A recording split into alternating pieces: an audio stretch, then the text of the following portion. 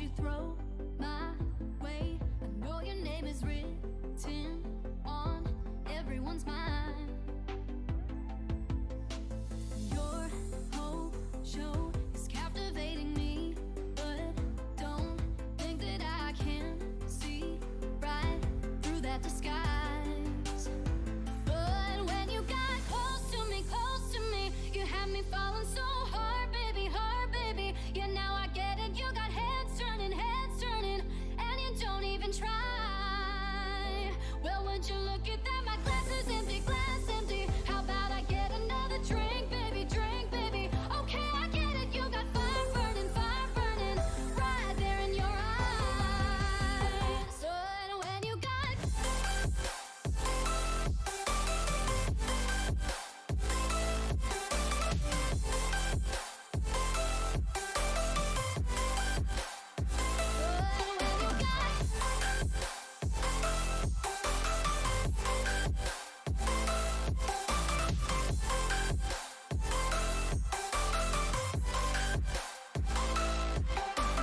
this whole thing, I like the way you look at me. How about we just go with the flow? Now you know I feel it too. But I don't think this could be something that becomes a thing. Maybe just for tonight, then I'll be over you. But when you got close to me, you had me falling so hard, baby, hard, baby. Yeah, now I get it. You got heads turning, and you don't even try. Well, would you look at that? My glass is empty, glass empty. How about I get another drink, baby, drink, baby? Okay, I get it. You got fire burning, right there in your eyes. Oh yeah.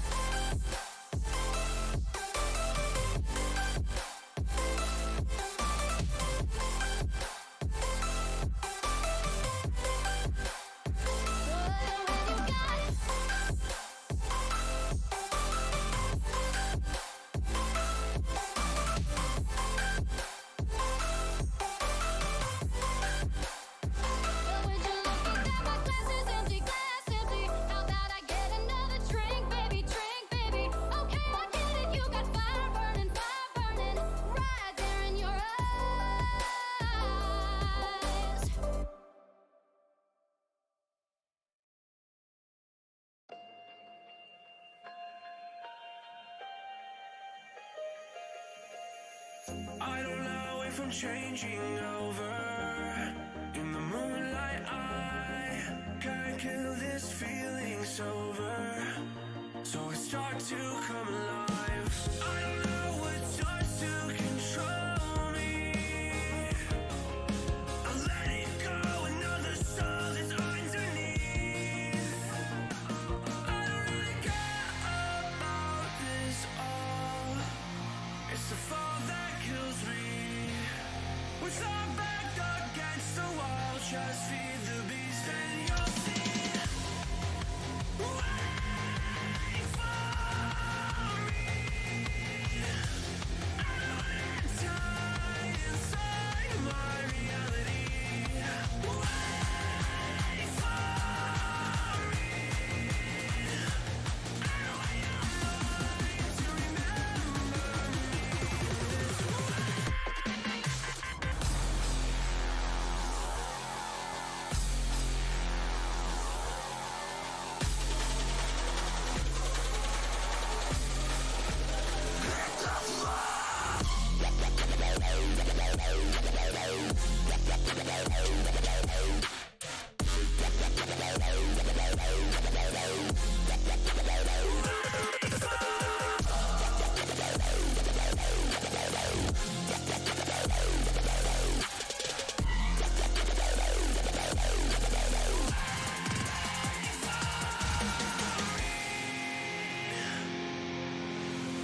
I feel like that we're getting closer to a brand new night. The past is finally getting over. I really think it's time to say goodbye. I don't know what starts to control me. I let it go, another soul that's underneath.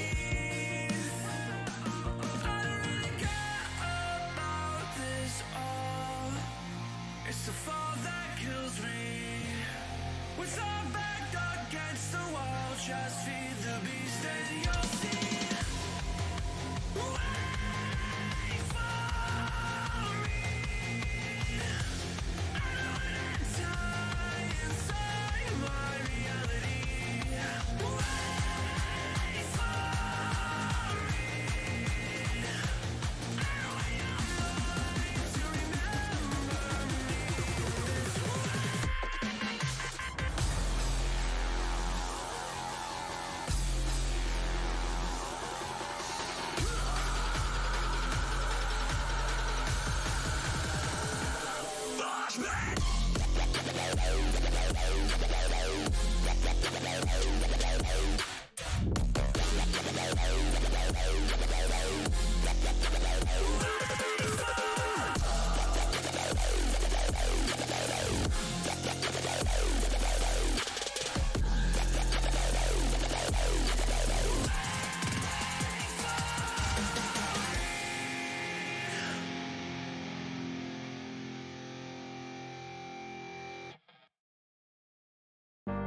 It's just another doorway to open up and see what kind of lifeline will be waiting there for me. I need to bury all these fears and let them fade away. I'm not scared, I'm prepared to find myself again. I wanna fly over mountains, I wanna reach the end. I'll rise up from the ashes, I wanna burn again. I'll find my way through the bitterness I'm feeling. I won't rest, I won't give up, I'm still healing.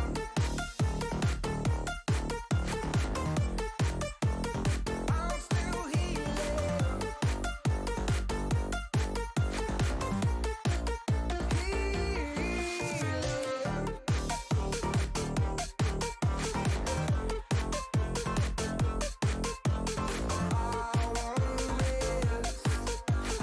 I won't give up, I'm still healing. I fight the pain that I once let kill my vibe. I fear the day that I lose the chance to fight. So I stand up tall, ready to face it all again. And I will not fall, I won't lose again. I wanna fly over mountains, I wanna reach the end. I'll rise up from the ashes, I wanna burn again. I'll find my way through the bitterness I'm feeling. I won't rest, I won't give up, I'm still healing.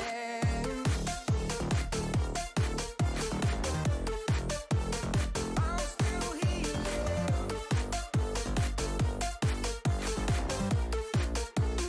I'm still healing.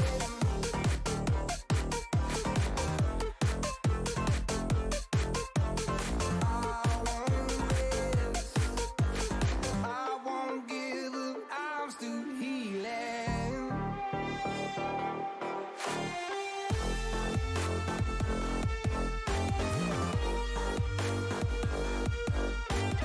I won't give up, I'm still healing.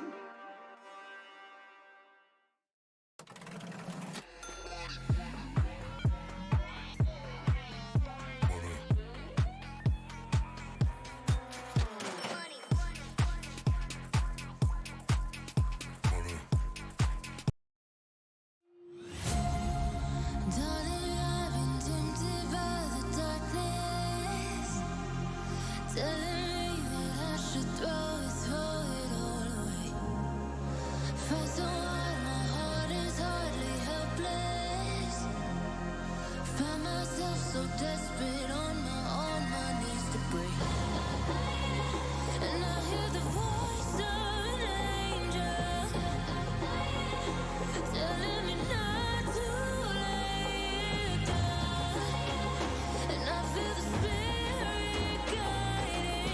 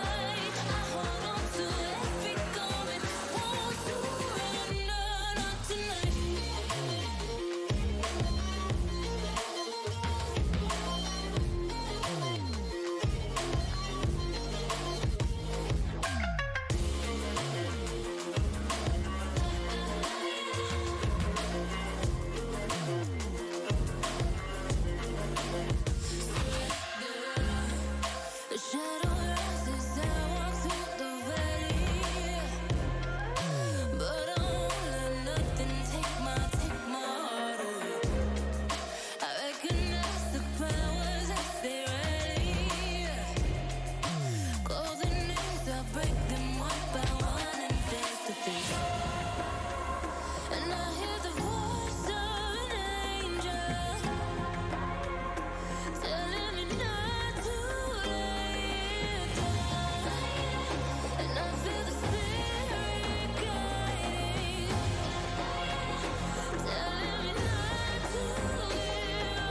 Hold on to every promise I've been praying for at night. I hold on to every garment, won't surrender, not tonight.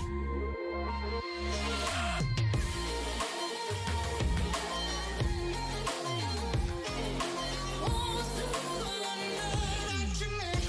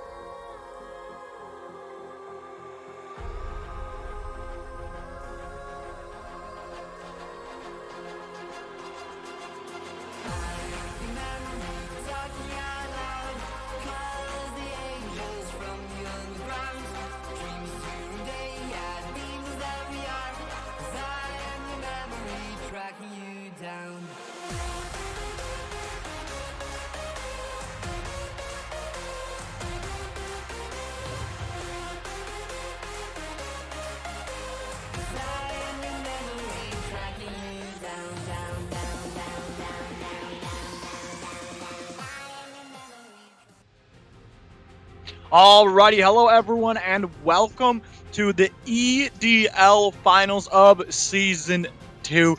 Big Duck Entourage, 3rd seed from the Solari. Monkeys in training, 2nd seed from the Solari. It's just Solari gap in the finals.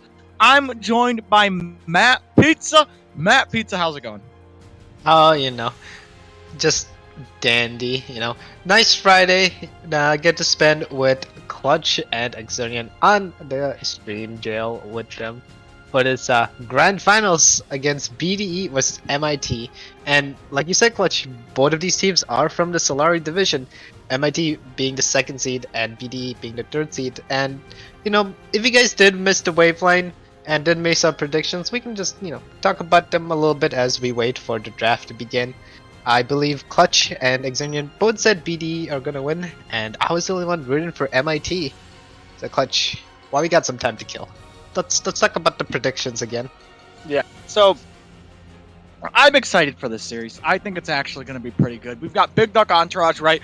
They're coming in. They've looked solid the entire playoffs. They're kind of that team that, like, during the regular season, they were a little bit iffy. But once the playoffs hit, these guys were smurfing 5-0 in series or in game set so far.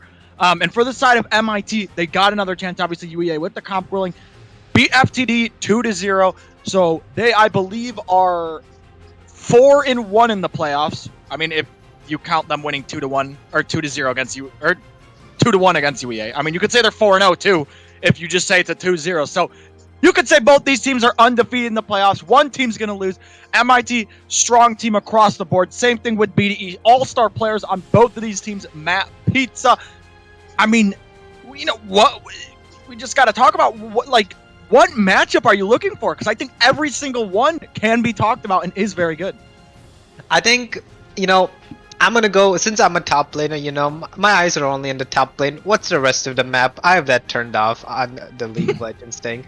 So obviously, I'm gonna be looking in the Jason KB versus Para04 matchup. Top lane dictates it all, right? It's mid, jungle, ADC, but yeah, whatever, man. It's team game, sure, whatever you say. But it's the top lane matchup that I'm gonna be focusing in on, as draft has finally started. Big Duck Entourage banning away the Kindred from Merit. Yeah, they're already starting to target ban Merit. It seems to be how you beat MIT. You just 3-ban Merit and, you just win. Is what it seems like. So BDE, they ban away the Kindred. Obviously, his Graves is still left up. He's very good at that. Plays a lot of Viego. We'll see if that's going to be left up. Diana banned away from MIT. So things like the Xin Zhao, that is high priority, the Nocturne. So we'll see. As there's the Viego ban coming through from BDE. Already 3 jungle bans. We'll see if MIT elect a ban. like Xin Zhao or Nocturne. Usually is what you ban on the red side. And BDE is just really targeting down on Merit right now. Already the Kindred, already the Viego. We'll see if the Graves is going to be their next ban map pizza. And honestly, if I was BDE, I would probably look to ban away 3 champs from Merit. Like, Merit's champ pool, although he is a great EDL jungler, his champ pool isn't as extensive as other champions, right? As other players. And MIT looking to opt to ban away the Mordekaiser. And since we are on patch 11.15, Mordekaiser did get buffed. His shield is on a faster cooldown. Or is on, yeah, has a lower cooldown. So, kind of scary to see him in the top lane. Now, And sorry, go ahead. And yeah, beat Big Dog Onager, opting to ban away the Rakan as well. Yeah, and with me seeing the Mordekaiser ban, it actually makes me think that MIT maybe wants to lock the Shen. Because obviously Shen's biggest counter is the Mordekaiser. BDE just gonna take the Thresh blind. Very, very good pick for Ateta. Very good on the Thresh. For the side of MIT, we'll see what they're gonna pick. It looks like BDE might be going for Aphelios Thresh. Because Harem Issues does play a lot of Aphelios. Now, obviously, just blind picking Aphelios for MIT wouldn't be good. So we'll see what MIT is going to do. They can abuse this Thresh pick. We'll see what their pick is going to be. With the Rakan ban from Rakan out, obviously, is OTP. Does play some other things, as that's the Seraphine going to be locked in with the Ezreal. So very, very safe bot lane for MIT.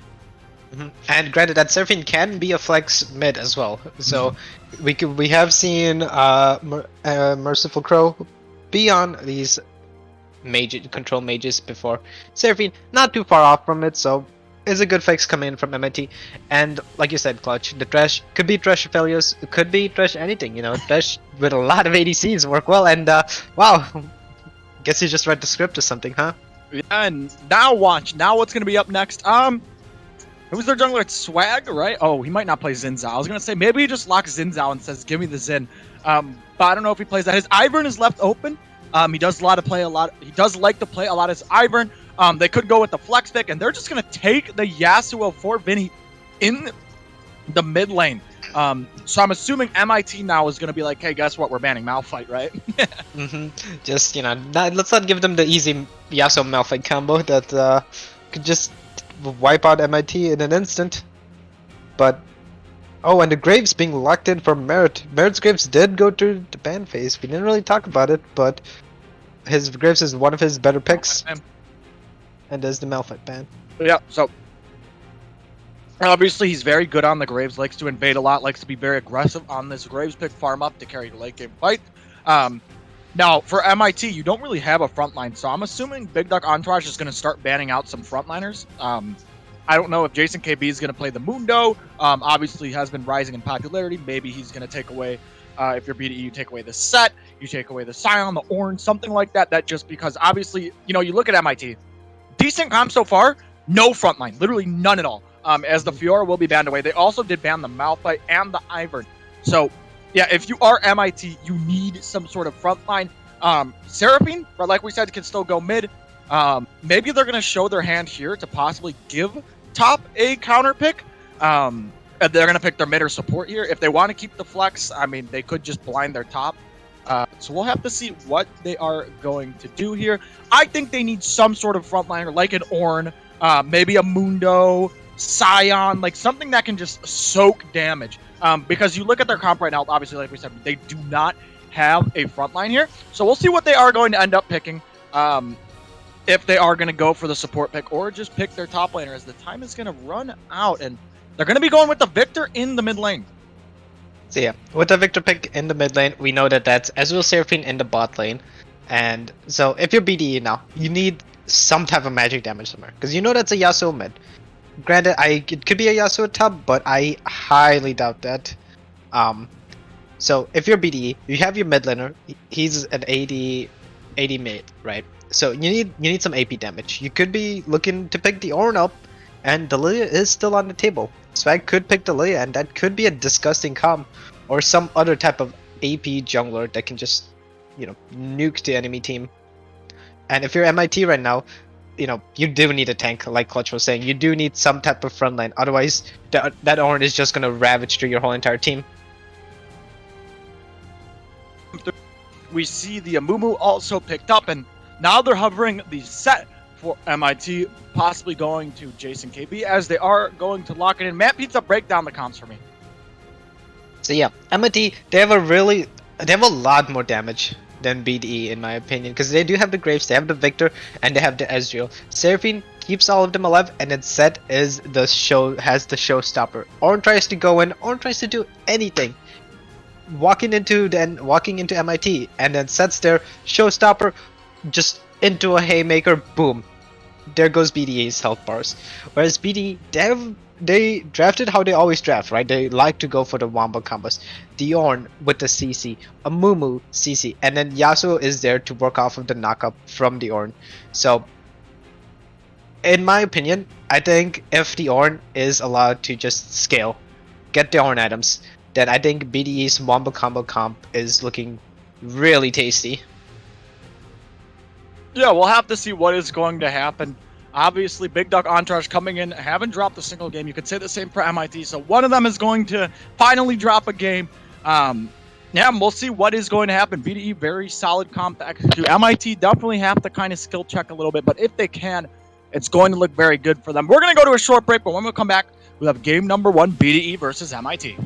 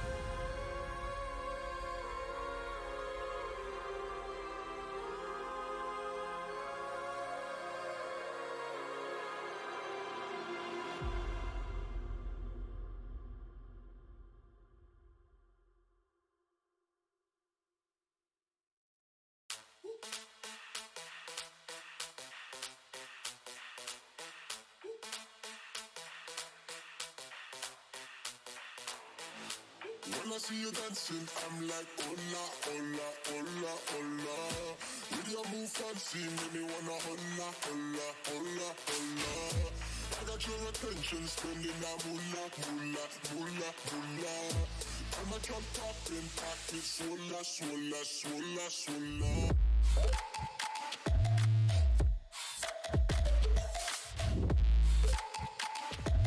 Swola, swola, swola, swola.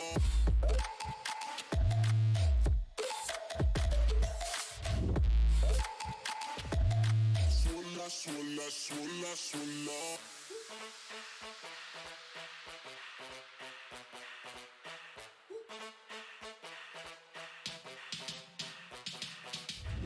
When I see you dancing, I'm like, hola, hola, hola, hola. See your move fancy, make me wanna hola, hola, hola, hola. holla. I got your attention, spending that moolah, moolah, moolah, moolah. Take my trunk up and pocket, swolla, swolla, swolla, swolla.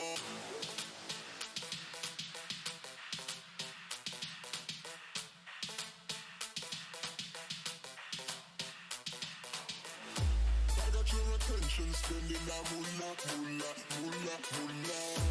I'm a chop top in pocket, swolla, swolla, swolla, swolla.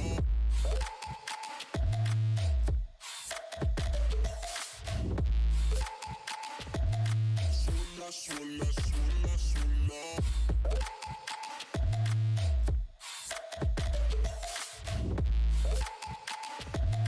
Swolla, swolla, swolla, swolla.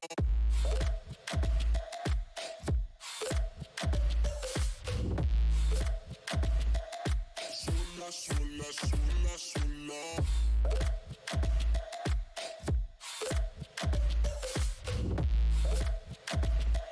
Swolla, swolla, swolla, swolla.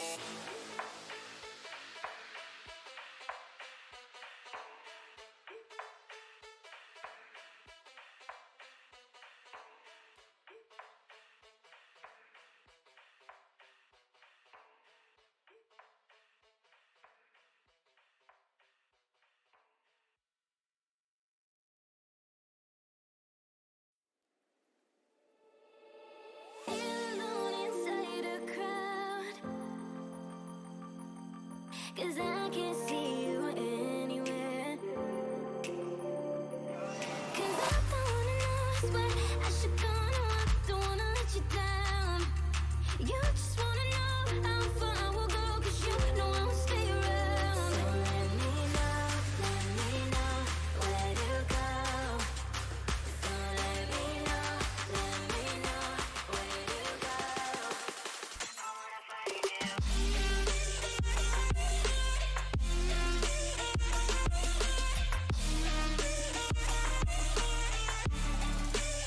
I wanna find you.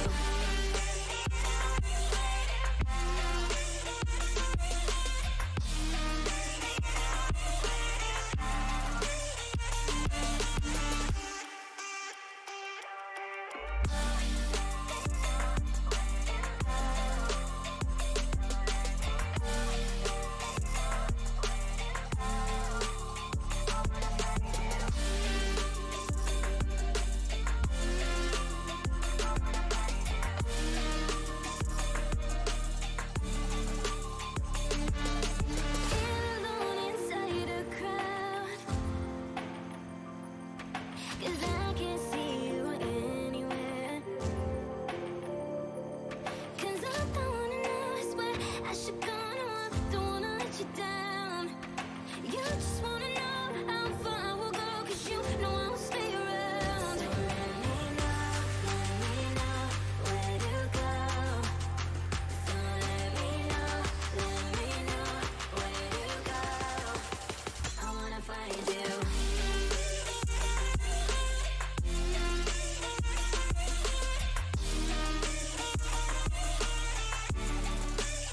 I wanna find you.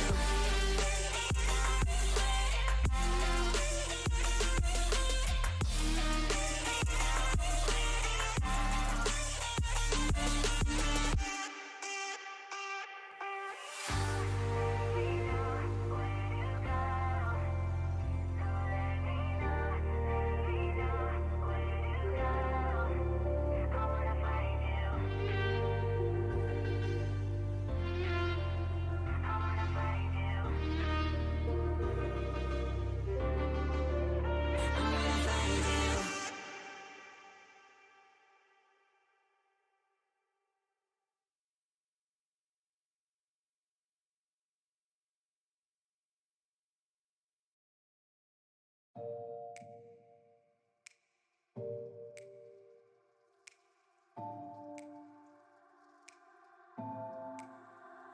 It's getting harder, you turn my heart up, throw me in water.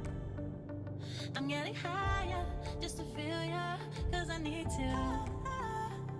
No one knows it, heart is frozen from your poison.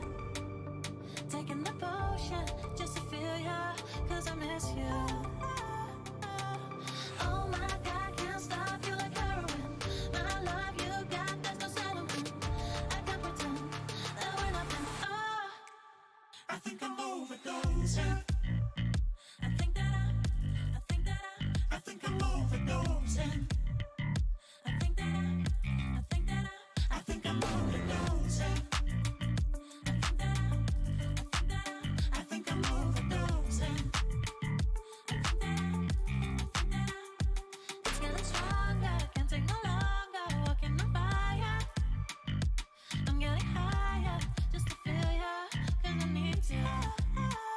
Feels like I'm burning a little bit more, just a little bit more now. Taking the potion just to feel ya, 'cause I need you. Oh my God, can't stop you like heroin. My love you got, there's no settlement. I can't pretend that we're not meant. Oh, I think I'm overdosing.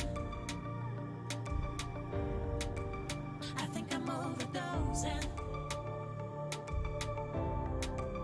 I think I'm overdosing. I think I'm overdosing. I think I'm overdosing. Hello, everyone, and welcome to the EDL Finals. BDE versus MIT, game number one. BDE on the blue side, MIT on the red side. I am joined by Matt Pizza. Matt Pizza, what are you looking for in this game? You know, I'm honestly looking to see how Swag Money decides to set the pace of the game, because we did cast BDE versus TFA last week, and Swag Money by Andumumu just walking around, bandage shots here, bandage shots there, going from mid, but top, ganking everywhere before the Nocturne could do anything. So in this game, I'm expecting to see Swag Money set the pace of this game. He's gonna be looking for these ganks, looking for these opportunities to get his team ahead. And that's where Merit comes in. Merit, I don't like obviously can look to counter gank BD Swag Money Boy's pad, or he could look to invade, take away camps from him, and put Swag Money Boy behind. Because honestly, as a jungler, you could either gank, counter gank, or take it or farm. All right, and why farm your camps when you can just take the enemy's camps for free when you know where he is? True. Well, we'll have to see what is going to happen. Both junglers starting on the opposite sides of the map, and we actually have seen this a lot in both the leagues, where both the junglers, obviously when one jungler has a favorable matchup, the other jungler is smart enough to just stay away from him. He doesn't even want to go near him. As Merit, obviously he likes to play these farming junglers, likes to invade, likes to get leads through CS. Where Swag is the opposite. Swag likes to make plays on the map, get his laners ahead. So a clash of two styles in the jungle, definitely going to be interesting to see, Matt Pizza. hmm And this top matchup, right? I played it a few times. The Ornn into set matchup. It's not fun for set for a bit because obviously level 1 and level 2, it's gonna be kind of rough. Para can just take the better and quicker trades, but once it comes into these more extended team fights, that's when the Conqueror starts proccing. That's when the two-hit, left punch, right punch from set comes in, and it becomes a lot more even. So Powerful doing a good job, just vibing in the top, but playing the Ornn. Stuck in Ornn jail. I feel bad for him. I was there for a while as well. But yeah, if you look at this right now, right? We do have the button of BDE being pushing up into MIT's turret. But nothing crazy. Swag Memory just farming, full clearing, not much to see, just a slow early game. Yeah, we will see what is going to happen. I mean, both, I don't really think there's going to be too much happening early on, like we say, as Jason KB will take some damage. But, actually, he's going to take a lot of damage. Merit is coming up here. That's a flash out of Jason KB. Para overextending, though, with Merit here. There is a wave. Para can't just sit in the wave as Graves. He can't auto around the minions. Oh, he goes forward, and unfortunately, I think Para is going to be going down here. Unstoppable going to come out. Merit going to be taking some damage. That's a slap down. Not enough, though, as Jason KB with the first kill in the series. And that was good path with Merit. He saw that was a kill onto Para. And unfortunately, Para did miss his E trying to get the set. And with that E gone, Ornn really doesn't have that much mobility. He could either burn the flash, but he knew that the Graves would just walk up and keep autoing him. But Swag Money opting to try to get the scuttle away from Merit for his little adventure in the top lane. Yeah, we'll have to see what is going to happen there. Obviously, the first blood mighty. Good start for them. Smart pathing by Merit as Swag is here in the mid lane, maybe looking for something. That's going to be the bandage connecting. Merit does have the flash. The ignite will come down. He will flash out of that one. So going to have to burn the flash here as Ateta was moving to the mid lane, but no kills to be found as Jason KB is low in the top lane. And honestly, Merit, like, I expected Swag Money to be ganking a lot more, but Merit is the one that's shown up. He's just everywhere. He went top, got a kill, went mid, applied pressure, but unfortunately, Swag Money was there, was able to counter gank, and did burn the flash out of Merit. Now, we're gonna have to see if Swag can capitalize on that on the no flash Graves. Yeah, we'll see if they are going to be able to punish this no flash Graves. Obviously, a Moon's a little bit hard to duel the Graves. But we'll have to see what's going to happen there. Meanwhile, I mean, the game, besides that one play top lane, obviously nothing really has much happened. All the lanes seem pretty even. We're 5 minutes in. BDE down 500 gold. First Drake going to be that Cloud Drake, so we'll see who has set up on that one. But yeah, I mean, game is pretty even. I mean, Ezreal, Victor scale insanely well. But, you know, obviously Aphelios, Ornn, like, both teams have scaling options. So, I mean, you can't really say one team is just going to Giga outscaled the other. I mean, Ezreal Victor is pretty scary, though, if it gets late game. As Para does take some damage in the top side. Seems like both these top laners like trading a lot in the top lane map. Pizza as MIT is going to start up the Dragon. And I think BD is just gonna have to give this one up. Swag is just now walking into his side of the jungle. They could go for the steal, but I think it might be just a little too late. As the Dragon does actually reset, they could be going for this. Yeah, it's going to be down to 1k. We'll see if Swag, he can't really get in, though. So it might be given up. It looks like they were going to try to contest. Okay, he tries a bandage toss, but can't get in on that one. Now Swag is still walking forward, but looks like MIT is just going to walk away with the first Dragon. And I'm really surprised Merit didn't opt to use his smite there. That was getting really close, and the Mumu was getting really close to the Dragon. I probably would have panic smited, honestly. It's a little bit of a trade on the top side. Yeah, we see a trade. Here comes the ult going to be coming out. It's actually going to get stopped. Para flashes away.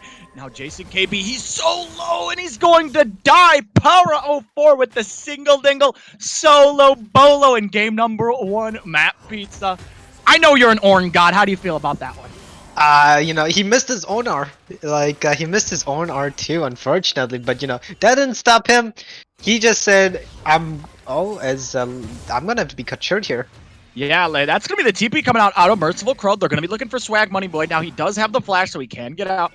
Looks like he'll just walk out, and that's a TP burn from the side of MIT. So, unfortunately, not able to find anything there. Burning double TP, and unfortunately not getting anything out of it from the side of MIT. That's a disaster, unfortunately. But yeah, going back to Power 4, that was well played. He didn't let him missing his ulti stop him from killing JCKB. That was a good flash on Para's part, flashing the Haymaker's damage and coming up with the W to secure the kill in top side. Yeah, and 7 minutes in, the gold is even. So we'll see how this series is going to go. Merciful going to be pushing in the mid wave. Herald, I actually don't even know. When does Herald spawn? Do you know, Matt? Is it 8 minutes? I think it's 8 minutes. Yo, production, do you know when Herald spawns? I'm a support main and I don't even know. It is 8. It's 8 minutes. Okay, see, I was right. Oh my god. I'm a prophet. But Herald going to be spawning right... Is it 8? Yeah, right now. And Merciful obviously trying to push in that mid wave. It looks like maybe there might be a gank, though, on to Jason KB in the top lane. Swag Money Boy is here. Is flash, is ult, and if Swag, he goes too far forward, he might get ulted into the tower. It looks like that's what they're trying to avoid. Jason KB gonna take the damage. That's gonna be the ult coming out. Jason KB with the W in the air. He's a bounce house. He's gonna ult Ornn backwards, flash out, and he will get out alive. That was well played by Jason KB, even though it was looking like a dangerous situation, right? Amumu had the ulti, Ornn has the CC, but he was able to get his way out. Now, granted, he did have to burn his flesh, but that's better than dying, giving up the kill. So, Clutch, I didn't talk about this, but I want to highlight a few like runes and item choices, right? Obviously, Swag Money Boy, he has the Conqueror Mumu. We've seen him do this in game 2, I believe, of BDE versus TFA. Last week, and it did work wonders. Mumu did have that more dueling powers and was able to, take some aggressive fights. Yeah, and we see Aramesh is going to be going for it, getting some damage down, trading the bot lane. Looks like it favored MIT's bot lane. Now, Haramishu is ahead in CS. He's got himself a decent CS lead. He's been CSing pretty well in this game. And for the side of MIT, like I said, they're in a good spot. They're, only 400 behind. It's not the end of the world. It's in the top 10. It's just constant fighting up here. Both these top laners, I guess they handshook game 1, and they're like, yeah, let's just keep fighting. Because here comes the Ornhorn. I don't think he has a way to stop it. He just gets sniped down by the Ram. Another solo kill from Para04, showing up big in the finals. Power for making this Ornn pick look really busted and unbalanced. Oh, more fighting ensues. The hook is going to land. That's going to be the stun. Killister has the heal, has the shift out. Ateta does have the lantern. No one ended up clicking it. Rakan out does take some damage. It's going to be just a heal coming through. And not going to end up dying here. Has the arcane shift, obviously. Ezreal, probably the safest ADC in the game. Very hard to kill. He basically has another flash built in. So if you're going to ever want to get on this guy, they're going to get onto the Seraphine. That's a nice play. Ateta, beautiful hook coming through. And that's a kill going over to the Swag Money Boy and BDE are online, Matt Pizza. BD is now setting the pace of this game. It's just top lane, constant fighting, constant brawling. This set just punching away at Ornn, and Ornn just like, yeah, you're not doing any damage. Bot lane, just 24/7 fighting, right? Like, both teams want to fight, both teams want to get ahead. But right now, BD is doing a much better job as they already have the 2k gold lead. CS leads are coming in across the map. Only CS deficit is a Mumu, but I mean, a Mumu's clear speed can't match that of Graves. That Graves clears so fast. Another hook lands into the stun. Harem issues getting one as Merit has to go under the tower, and he will stay alive. Ateta, the Thresh making so many plays, finding these hooks is now maybe a play on Navini, but if they go too deep, they might end up getting turned around. That's going to be another kill to BDE. Rakan out, just getting caught out. Going down twice back to back, and BDE going to be able to pick up the Mountain Drake as it's going to be the Infernal Soul. And MIT, they are trying to make plays. They are trying to do stuff. Merit was trying to get ganks, trying to get stuff done. But unfortunately, PD, they're just the well-oiled machine that they are. Top is winning. Mid is asserting the pressure. Jungle is ganking, getting things ahead. Aphelios farming. He has a CS lead, has a kill lead.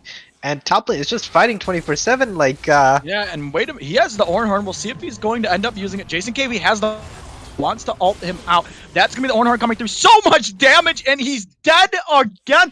The third solo kill for Para04. This guy does not screw around. Swag Money Boy picked him, the Ornn, and he is showing everyone why Ornn is pick or ban in IBS. This champ, look at him walk. He's 3-1-0. Probably deals more damage than the Aphelios by now. And like into the future, like, man, this champ, you gotta love it. Very, very balanced. We look at the gold graph in this. Yeah, I mean, MIT, they actually did have an early lead, but it was all BDE, right? Like, so much, you can just see that graph. Like, it's just been this top lane. I mean, Para04 has just been slapping Jason so far. Now, they are 2k down. It's still comebackable, Matt Pizza. And, I mean, you probably, you look at this Graves. I mean, he has so much farm. He has the most in the game, which is what Merit's known for. Farming up, clearing these camps. He just power farms his jungle, so when it gets a late game, he can be the 1v9 carry. But my only concern with that, Clutch, is late game, your top laner, he is 1-3 at the moment, and if you don't have a front line, there's only so much that the Graves can do. The Ezreal is already so far behind in CS. Merciful Crow is keeping up. She is down in CS, but she is keeping up, unlike the other lanes. So my question to you is, do you think that they're gonna survive till the point where Merit can actually take over the game.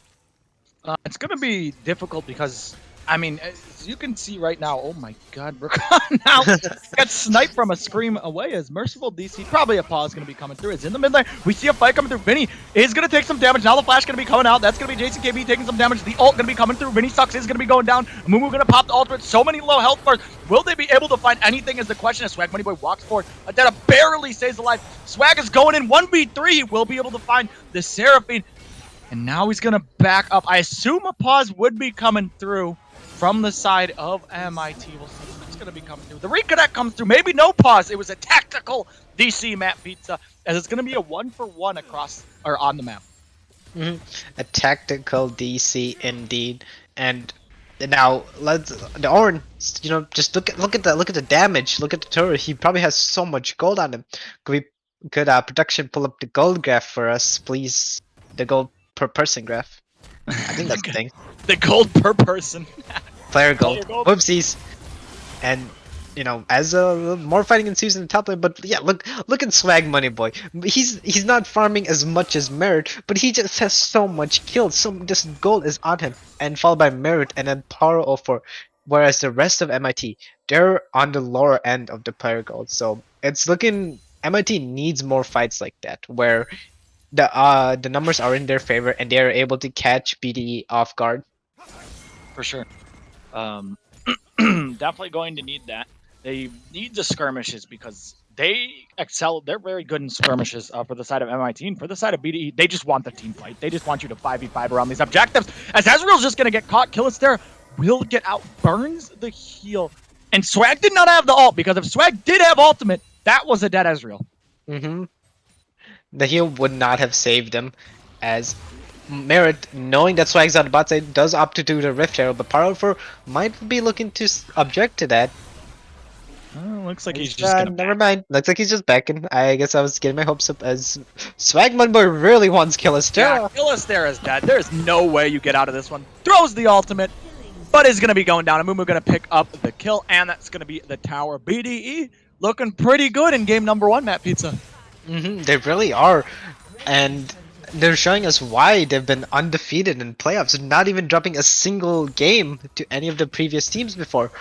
And MIT, they're down 4k. They need to do something. They need to somehow get a lead, somehow push something forward, and they look to do that by taking turns.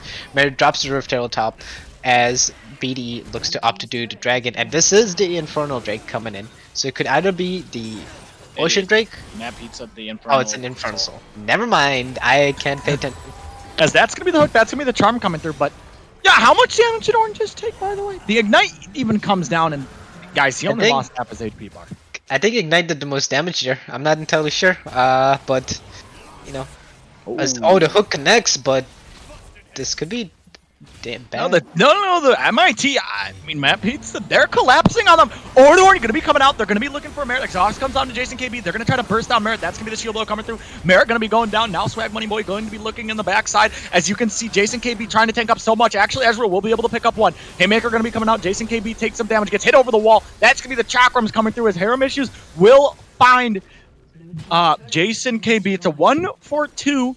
Or 2-for-1 for the side of BDE so far, and that looks like it's going to be all of it.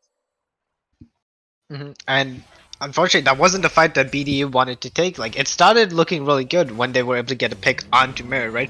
We see the Ornn ult coming in, but look at Merciful Crow in the back line, right?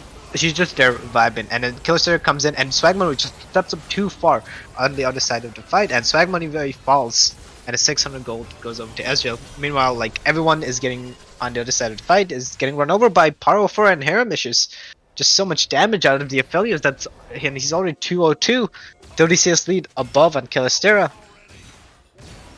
Yeah, I mean, the one thing I wanted to, obviously point out in the pre-show is that this bot lane, if Harem Issues and Ateta get their picks, they get their picks, they have, a good day, that it's going to be disgusting, because I think these two together are really, really good.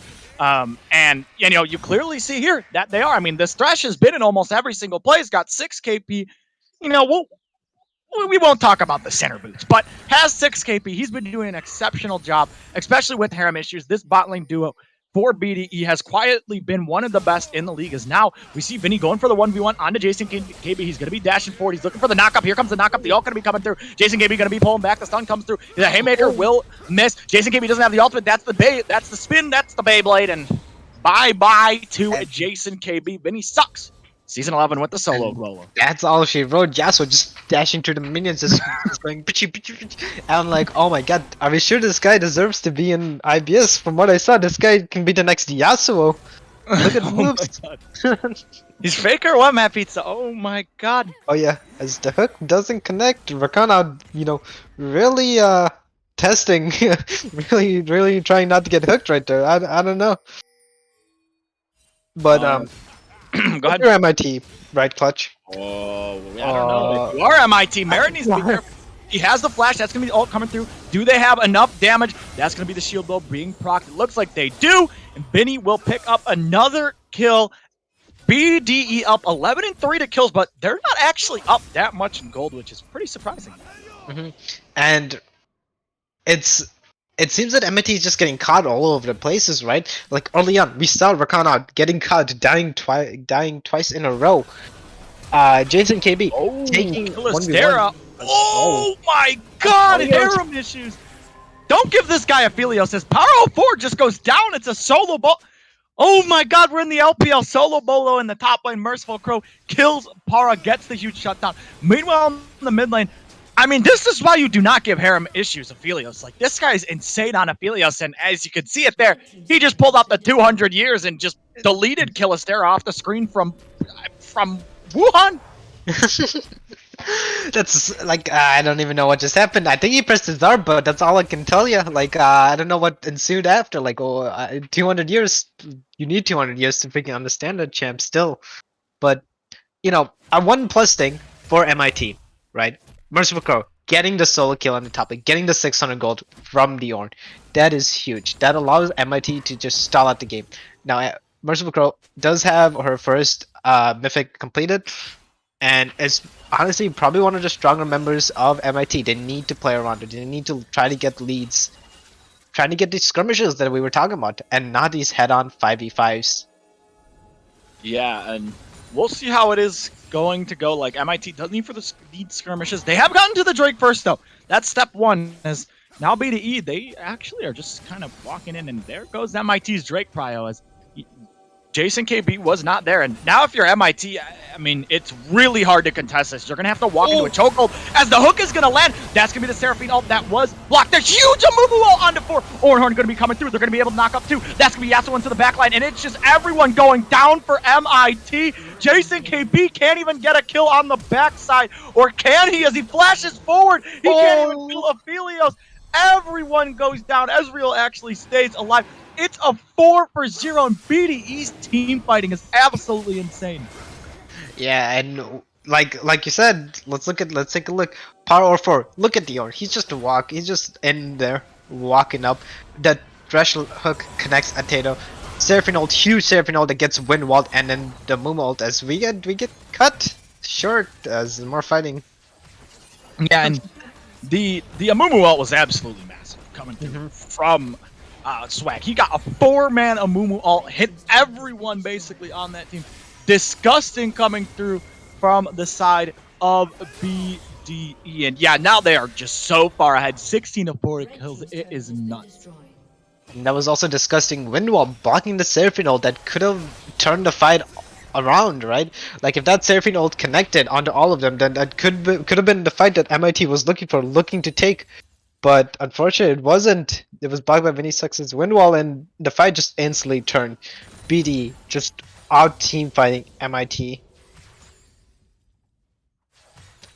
And if you're BDE now, you're sitting on Soul Point. You just chill out, just farm silence, and look to take another 5v5 team fight. And honestly, the next team fight might be it, depending on how it goes, right? If MIT do get aced again, there goes both the Soul, the Baron, and most likely the inhibitor gone as well. Yep, and that, I mean, BDE are just so far ahead. I mean, this game's kind of looking over. MIT going to have to go to the drawing board and have to figure out a way. I mean, Victor Crow was not doing too bad in the mid lane. You Hmm. cannot really say that this game is on Crow. I mean, you got to think about how do we punish Paro? Because Paro 4 was just slapping, solo boloing Jason KB, and that cannot happen. You cannot have that happen. Is now they're looking on the Crow. Hook misses. That's going to be the flash coming through from the Thresh. Jason KB, though, he's just caught again. That's going to be the seventh. That for Jason KB. That's going to be the Haymaker coming out. He'll stay alive a bit longer, but Harem Issues picking up the kill. Hmm. And unfortunately, Jason KB did opt to go for the Borg build first, and unfortunately, that type of build is only good if you're ahead. And unfortunately, he's not ahead right now, and the Borg is completely useless. Even if you punch away at the Ornn, it doesn't do much. Ornn is just so tanky as BDE. Just do the Baron now. Yeah, here we go. They're going to be starting the Baron now. They need to... Oh, Graves is bot side. Wait a minute. Graves is bot side. That's just going to be Seraphine dying. Why is Graves bot? What is going on? It's Showed bot, and now BDE just get a free Baron and a pick. And unfortunately, I'm not entirely sure. I don't know if MIT is on the same page. I don't know if they wanted to give up that Baron or try to contest. But Merit being bot side, they should have just given up. They don't want to like get caught like Rakan outdid. And now with the Baron gone, BDE just runs it down mid. Yeah, BDE And- they just get the sprinted down mid, like you said, Matt Pizza. And, I mean, it was an interesting call for the Graves to go bot lane. I mean, he has a lot of farm, but farm can only do you so much. You're down 14 kills and soul point. If you're MIT, you need a miracle fight. They surprisingly, they're only down 8k. Like, they have some pretty good farm numbers. Otherwise, I feel like this game would be way worse. Hmm.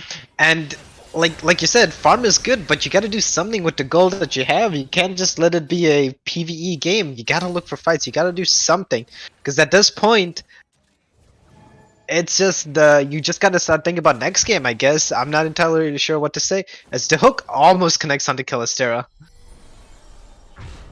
Yeah, the hook almost connects there. I mean, if you're MIT, right? You gotta. There's so many things you have to ban now. Are you gonna give it a Dead of Thresh again? Are you gonna give Harem Issues Aphelios? Are you gonna give Para Ornn? Like, these are things you have to think about, and that's not even counting the champions you ban. So they've got to think of something to do here because it's not looking good. Obviously, this game is basically over, right? You got to start focusing on game 2, mental reset. So what do you do game 2 if you are MIT? What is the plan here, Matt Pizza? As Hook is going to land on a Jason KB and might not even get time to have a plan as the Ornhorn going to be coming through. That's going to be a Seraphine ult. Ornn is not going to get the ult, but it doesn't matter. They went into the chokehold. They are all dead. Vinny sucks. Is maybe going to go down. Killistera can't actually kill Vinny. He's taking up Baron minions. That's not what you want. He flashes away, and Matt Pizza. I mean, it's just a slaughter at this point. It really is. And oh, the flash play! Flash play coming through. Harem Issues flashes forward. The root comes out, and that's another kill. 22-4. Aphelios 0-17. He is absolutely doing good on this pick, and that's going to be Nexus turrets going to be targeted here. Can they end the game is the question. They're going to target one. They're going to be looking for the second. I'm thinking this is going to be game number 1, probably ending right here, right now, and it looks like it is going to go to Big Duck Entourage. And Clutch, if you're MIT, right? Like you said, you can't ban away everything, because if you, like, obviously you only have so many bans. You have to think about what you want to let through. What do you want to trade? Do you want, if you let the Mumu through, what are you gonna trade that for? If you're gonna ban the Yasuo, what is Vinny gonna? It's a lot like, it's a lot of give and take. Like what worked, what didn't. Obviously, the Victor worked really well for MIT, but in the face of this wombo combo comp that BDE always drafts, you have to think about how you want to play.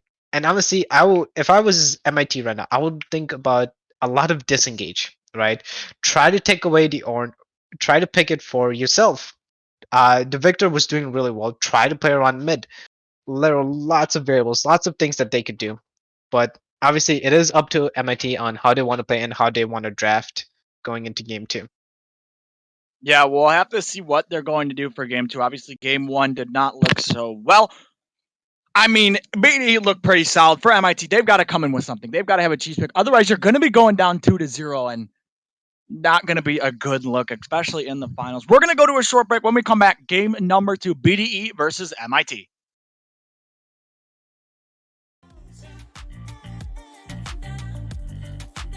I think I'm overdosing. It's getting stronger. I think I'm overdosing. I think I'm overdosing. Overdosing.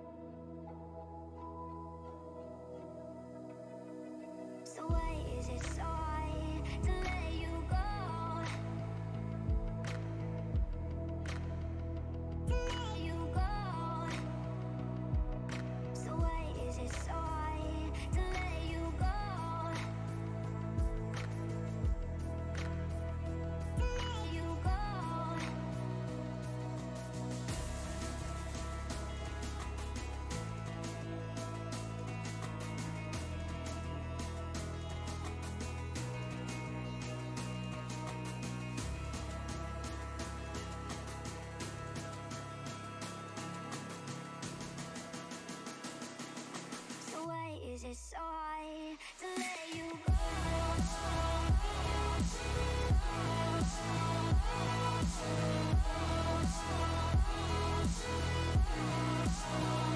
Let you go.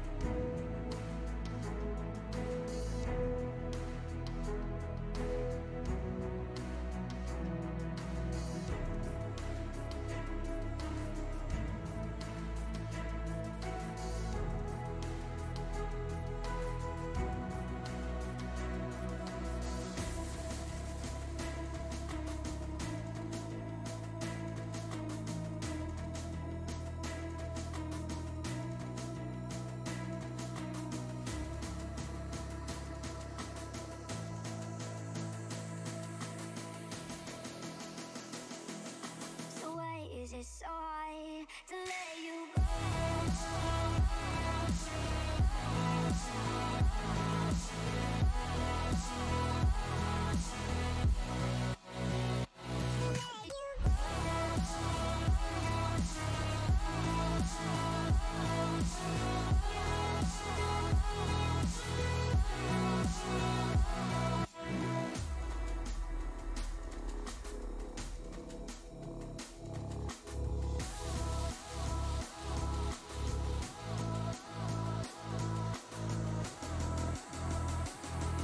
So why is it so hard to let you go?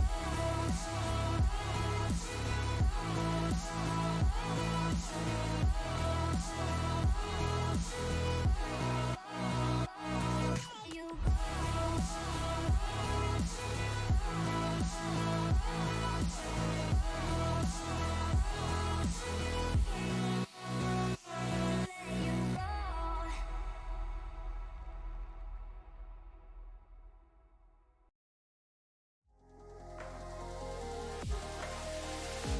Settle down in the place of dreams, float away in the scenery.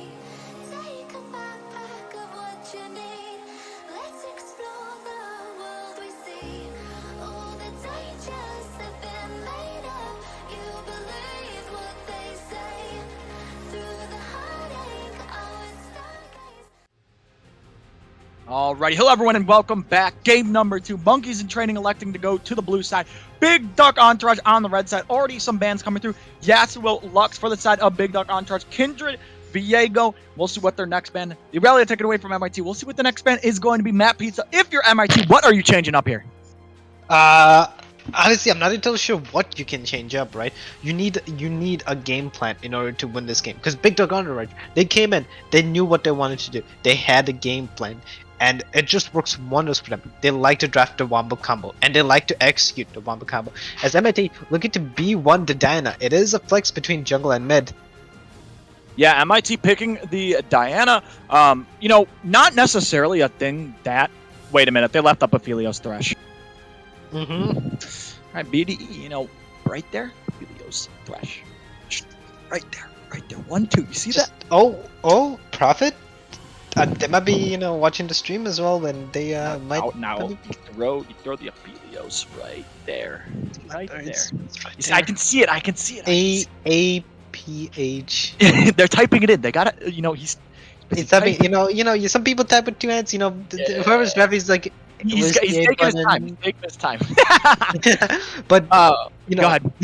Diana pick. Oh, there it is. Took his time with it. But the Diana pick, right? It makes me kind of want to think MIT might want to do some of their own Wombo combo type thing, Diana can set up a lot of combos really well. They could look for the Thorn here as well, but gonna be risky with the Mordekaiser up, as the Nautilus is gonna be picked in for MIT. Yeah, Nautilus is going to be picked up. Nautilus is pretty good in the Thresh. I mean, unless the Thresh can flay his Dredge line, which I believe is the Q name. I think it is. As we're going to see that Senna come through if it is going to be picked. And the Senna, obviously, it's going to be lethality. Killister loves lethality ADCs, lethality Senna, lethality Zaya. It's just their specialty. So the Senna going to be picked up, most likely going to lethality. We'll see what BDE now is going to elect to pick here. If they want, you could just pick a top or pick a mid and just ban counters. Like, that's the thing of red side. And they're going to pick Mordekaiser, and now they can just ban out the counters to Mordekaiser if they would like.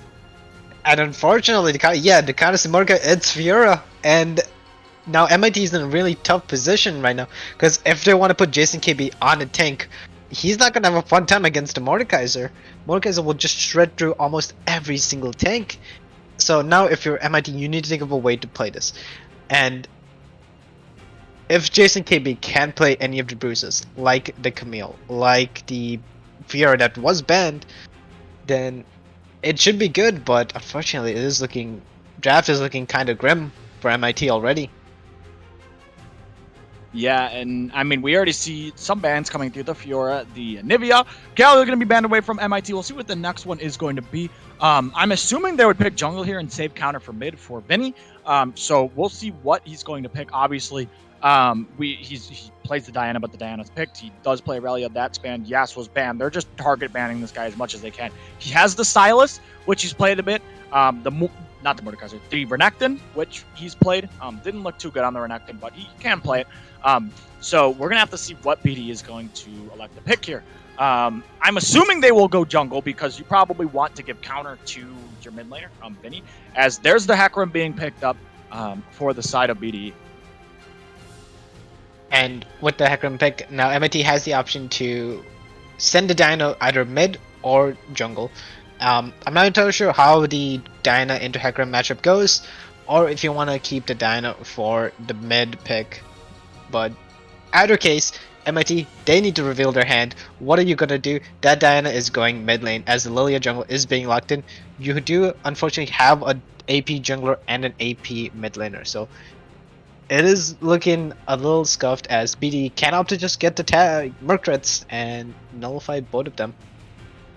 Yeah, we see the Lilia going to be picked up. We'll see what the next pick is going to be for the side of MIT. Obviously, we have the Nautilus as your front line. We'll see if they are going to pick another tank here, as the counter is counting down, and that might be a Lilia.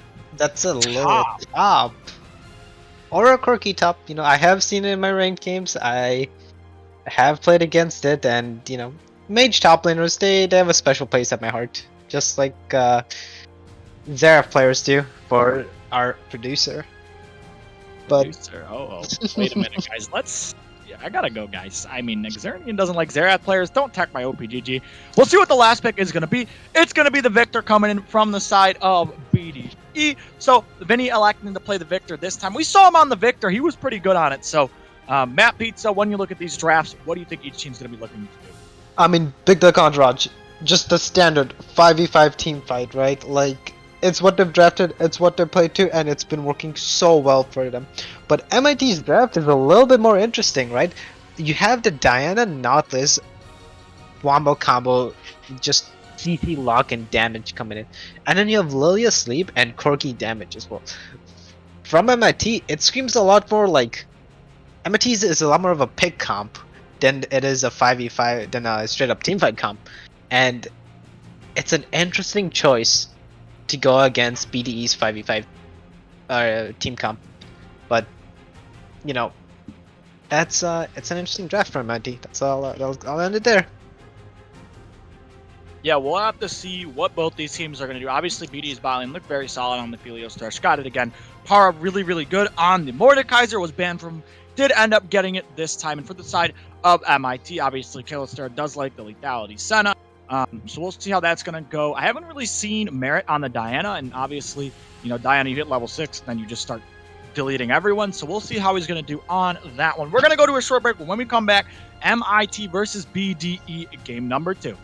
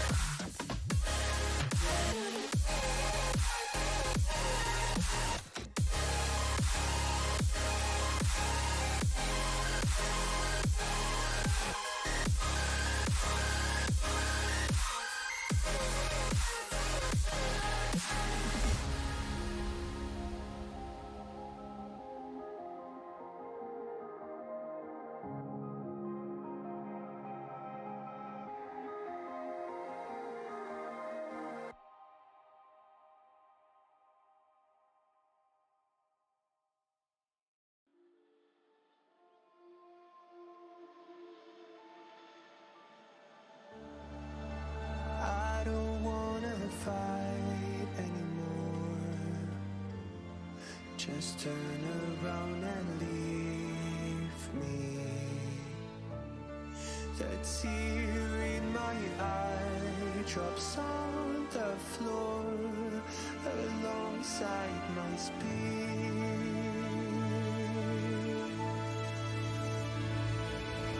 My knees are drenching in the blood I feel just to get in.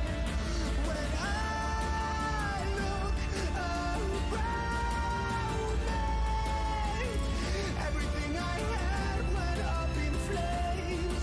My lonely way.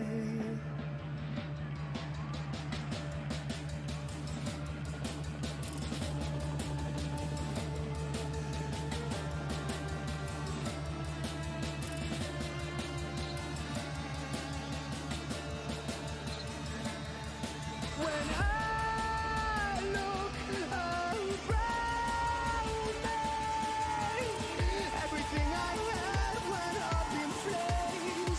My lonely way.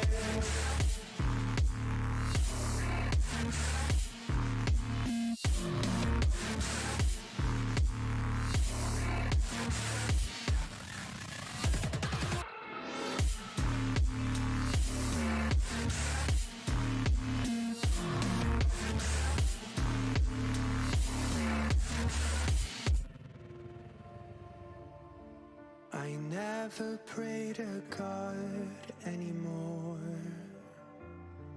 I'd rather no one hurt me. Redemption, I have waited for you to come and drown all my sin.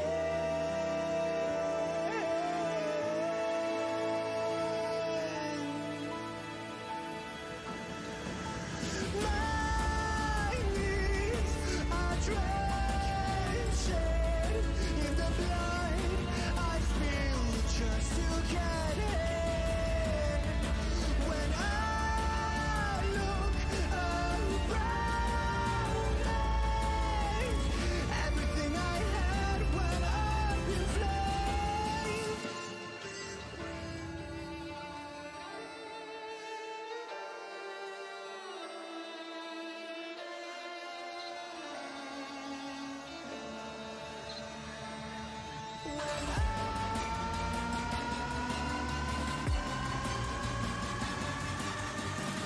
Everything I had went up in flames. My lonely way.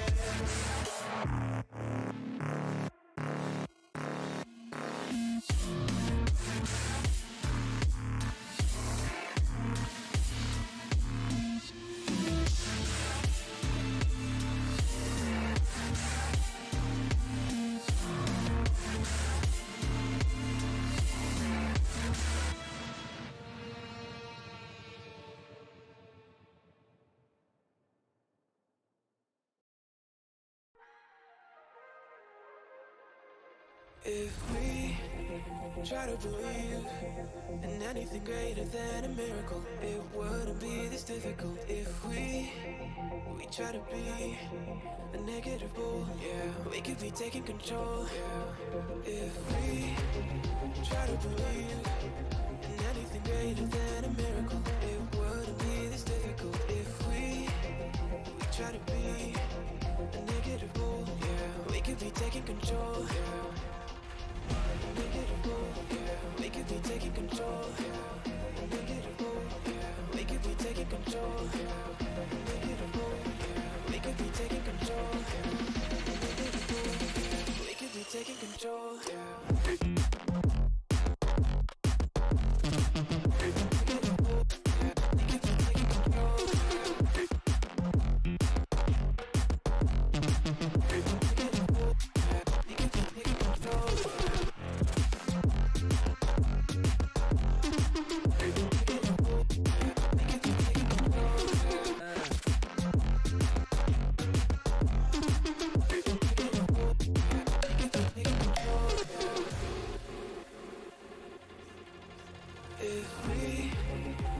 to believe in anything greater than a miracle. It wouldn't be this difficult if we try to be a negative bull. Yeah, we could be taking control. Yeah, if we try to believe in anything greater than a miracle. It wouldn't be this difficult if we try to be a negative bull. Yeah, we could be taking control. Negative bull. Yeah, we could be taking control. Negative bull. Yeah, we could be taking control. Negative bull. Yeah, we could be taking control. Negative bull. Yeah, we could be taking control.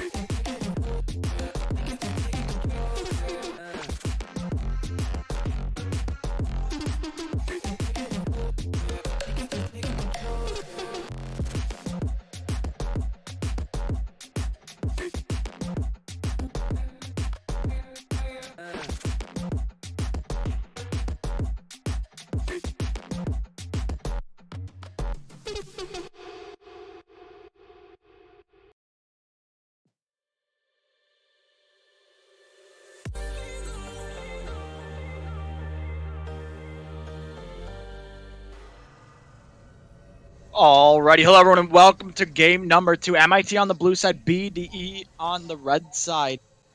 Matt Pizza, break it down for me. What's the play here? What are both teams trying to do here? BDE. I mean, I can tell you straight up, BDE team fight 5v5s. They like to just throw themselves at the team with all 5 members and just roll over the other team like that. But MIT's draft is a little bit more interesting as Power 4 is just vibing. And the top side is still taking a little bit of damage, not moving. The mental gap is already there. JZKB misses the Q on Power 4, who's standing still. Oh, you hate to see it. But You just open. yeah, you're just open. It's just a mental gap already. Oh. But if you're MIT, this comp it's interesting. It's a pick comp for sure. They have the Nautilus hook, but in a straight 5v5, I'm not entirely sure what they're trying to achieve. Because you have Lilia for the sleep, you have Diana, Corki to just go in, right? They can go in, they can get so much damage off Corki with the package. Gilsis in the backline just auto attacking on the Senna, trying to just get her damage off, and Rakana on Nautilus. So it's an interesting comp drafted by MIT for sure. Whereas BD is a lot more standard. Yeah, BDE, very standard comp coming through from them. Easy team fighting, and it seemed to work for them pretty well last game. So we'll see how it's going to go in this game. We saw Swag on the Hecarim, I believe, once before, so we'll see how he's going to do on it in this game. Didn't really see a lot of action or the game kind of rev up until 10 minutes, so I'm assuming it's going to be the same thing, Matt Pizza. I mean, we might see like junglers making the mark early on, trying to like find a lane to gank and a lane to get ahead, but nothing interesting. And it's at, like you said, at the 10-minute mark when Dragon is up and team fights are breaking out, that we'll see which team can pull ahead. But one thing I do want to mention is Jason KB did opt for the Arcane Comet on the Lilia. I haven't played too much of the Lilia top. You know, it's been a while since that champ was back in the top lane. But I do believe you're supposed to take the Conqueror and go Rift Maker, not the Arcane Comet. Yeah, I think you're supposed to go Conquer, but he wants to poke Matt Pizza. He wants to poke him down. Just walk up Q and run away at like Mach 20. You can't catch that deer. Yeah, it's a fast deer as... Yeah, like we said, I mean, 3 minutes, not really much going to be happening in this one. As CSing going pretty even for almost all lanes. Actually, we're going to see a trade in the bot side. Decent trade for both of these. Looks like BDE came out a bit ahead. Harem issues on the Aphelios. He did end up getting it again. I did on the Thresh. I mean, this is just a power bot lane. They've gotten this. Now they might be possibly looking for an invade. They should know that Swag is probably on the top side. So Merritt most likely going to be able to get this scuttle. We'll see if he runs straight bottom for that scuttle. Could get the double scuttle onto the Hecarim. And Yeah, like you said, nothing interesting just happening. Just a lot of like, what's going on, what's everyone doing, and how, and like just vibing, chilling, CSing. Um, but nothing interesting. Gold still even. Nothing interesting happening as that might change real soon. Yeah, we see. Looks like they might be going on everything now. Swag is there. Meanwhile, on the top side, Paro just walking forward onto Jason KB. He can't get away, and he's going to get slammed down. That's a decent amount of damage from Para. Jason has to heal up with those potions. Meanwhile, on the bot side, looks like Swag was able to force off Merit from the Scuttle, so he will be able to pick that one up. Yeah, and I mean, first Drake going to be this Infernal Drake. Very, silent early game. I mean, it is only 4 minutes in, but like we said, 10-minute mark, that's when things started to pop off. And pinging Merit that he is on the Krugs from the side of BDE. So tracking the jungler, very well played from the side of BDE. And Clutch. Out of both of these teams' drafts, who do you think scales better into late game? Well, we might have to hold that thought as something might be happening in the bot lane as Merit goes forward. He's going to eat a hook. He's going to eat a stun. Merit has to get out of that. He's going to be taking another tower shot. First blood going over to Swag Money Boy. This is a disaster from the side of MIT. They're trying to kite back at that. Going to take some damage. Rakan flashes. When is the hook coming back up? Looks like Harem Issues flashes forward, but he isn't able to get anything. Flame misses, and it's a 1-4-0 from the side of BDE. And that was a good Thresher coming. He saw that Merit overextended. The Thresher connects, drags him back under turret, and unfortunately, as all she wrote, like as you see, Merit overextends right here. Thresher connects, Aphelios stuns, and then Hecarim comes in, and it was a good counter kick from Swag Moneyboy, and it also forces Rakan out to burn his flash to try to get away. Overall, a huge gain from the side of BDE. Yeah, and I mean, this Lilia pick, I mean, it's not doing as good as we thought, right? Like, because if you pick this, you're probably just looking to dominate lane, right? And force Mordekaiser off the way. But the CS is even. So, obviously, Mordekaiser, when he gets items, this guy's just he's gonna ult Lilian later, if it does happen. But we'll have to see, as, I mean, top lane pretty even for Power. He's doing a great job CSing. And yeah, BDE 800 gold lead. Looks like Merit may be looking to start this Dragon as, yep, there we go. He's going to be starting the Drake with BDE's bot lane backing. And it should be a free Drake for MIT. Merit being a lot more proactive this game than he was last game. Granted, the play bot did go wrong, but he is making more plays rather than just sitting and farming. He is trying to get things done, but he just needs to be careful on what he wants to get done, and if a play can be turned like his first gank attempt was. Yeah, we'll have to see if it's going to get turned, because, I mean, it was really well played from BDE. I think he went a little bit too far, a little too aggressive, and BDE was right there to punish. I mean, they've been tracking Merit this entire time. They've been knowing where he's at all times, been picking it out. But yeah, BDE now with a 900 gold lead. They're looking good in this game. And like we said, 10-minute mark, again, is when it blew open in the last game. So we'll be looking for that 10-minute mark again. As Rift Herald will now be spawning in 1 minute. We'll see who'll be able to pick up that one. And I think it's going to be around the 10-minute, 11-minute mark when the Cloud Drake is spawning that we're going to see a lot more action. We're going to see the team fight breakout, and we're going to see which team it's going to favor. Whether it's going to be MIT's triple AP comp, or if it's going to be BDE's Wombo combo comp, as BDE's Spagmon is looking to gank topside. He isn't spotted, and they could look to dive the Lilia. Yeah, he's on the top side. He's hiding in the bush. Maybe looking for a play here. As, I mean, the wave needs to crash. Now, here comes Merit. Maybe this is what they were looking for, as the trade's going to come out. Swag is still in the bush. Here comes Merit. No, Swag is now here. This is going to get counter ganked. Swag's just going in on adjacent KB. Will he be able to kill him? The answer is yes. It's going to be traded back 1-for-1. Merit getting damage down onto Swag. Conqueror is coming through for both sides. Meanwhile, on the bot lane, that's going to be some decent damage, as in the top side, it's a double kill for Merit, coming in, able to pick both of them up, get some gold back, but BDE still in the lead with 1k.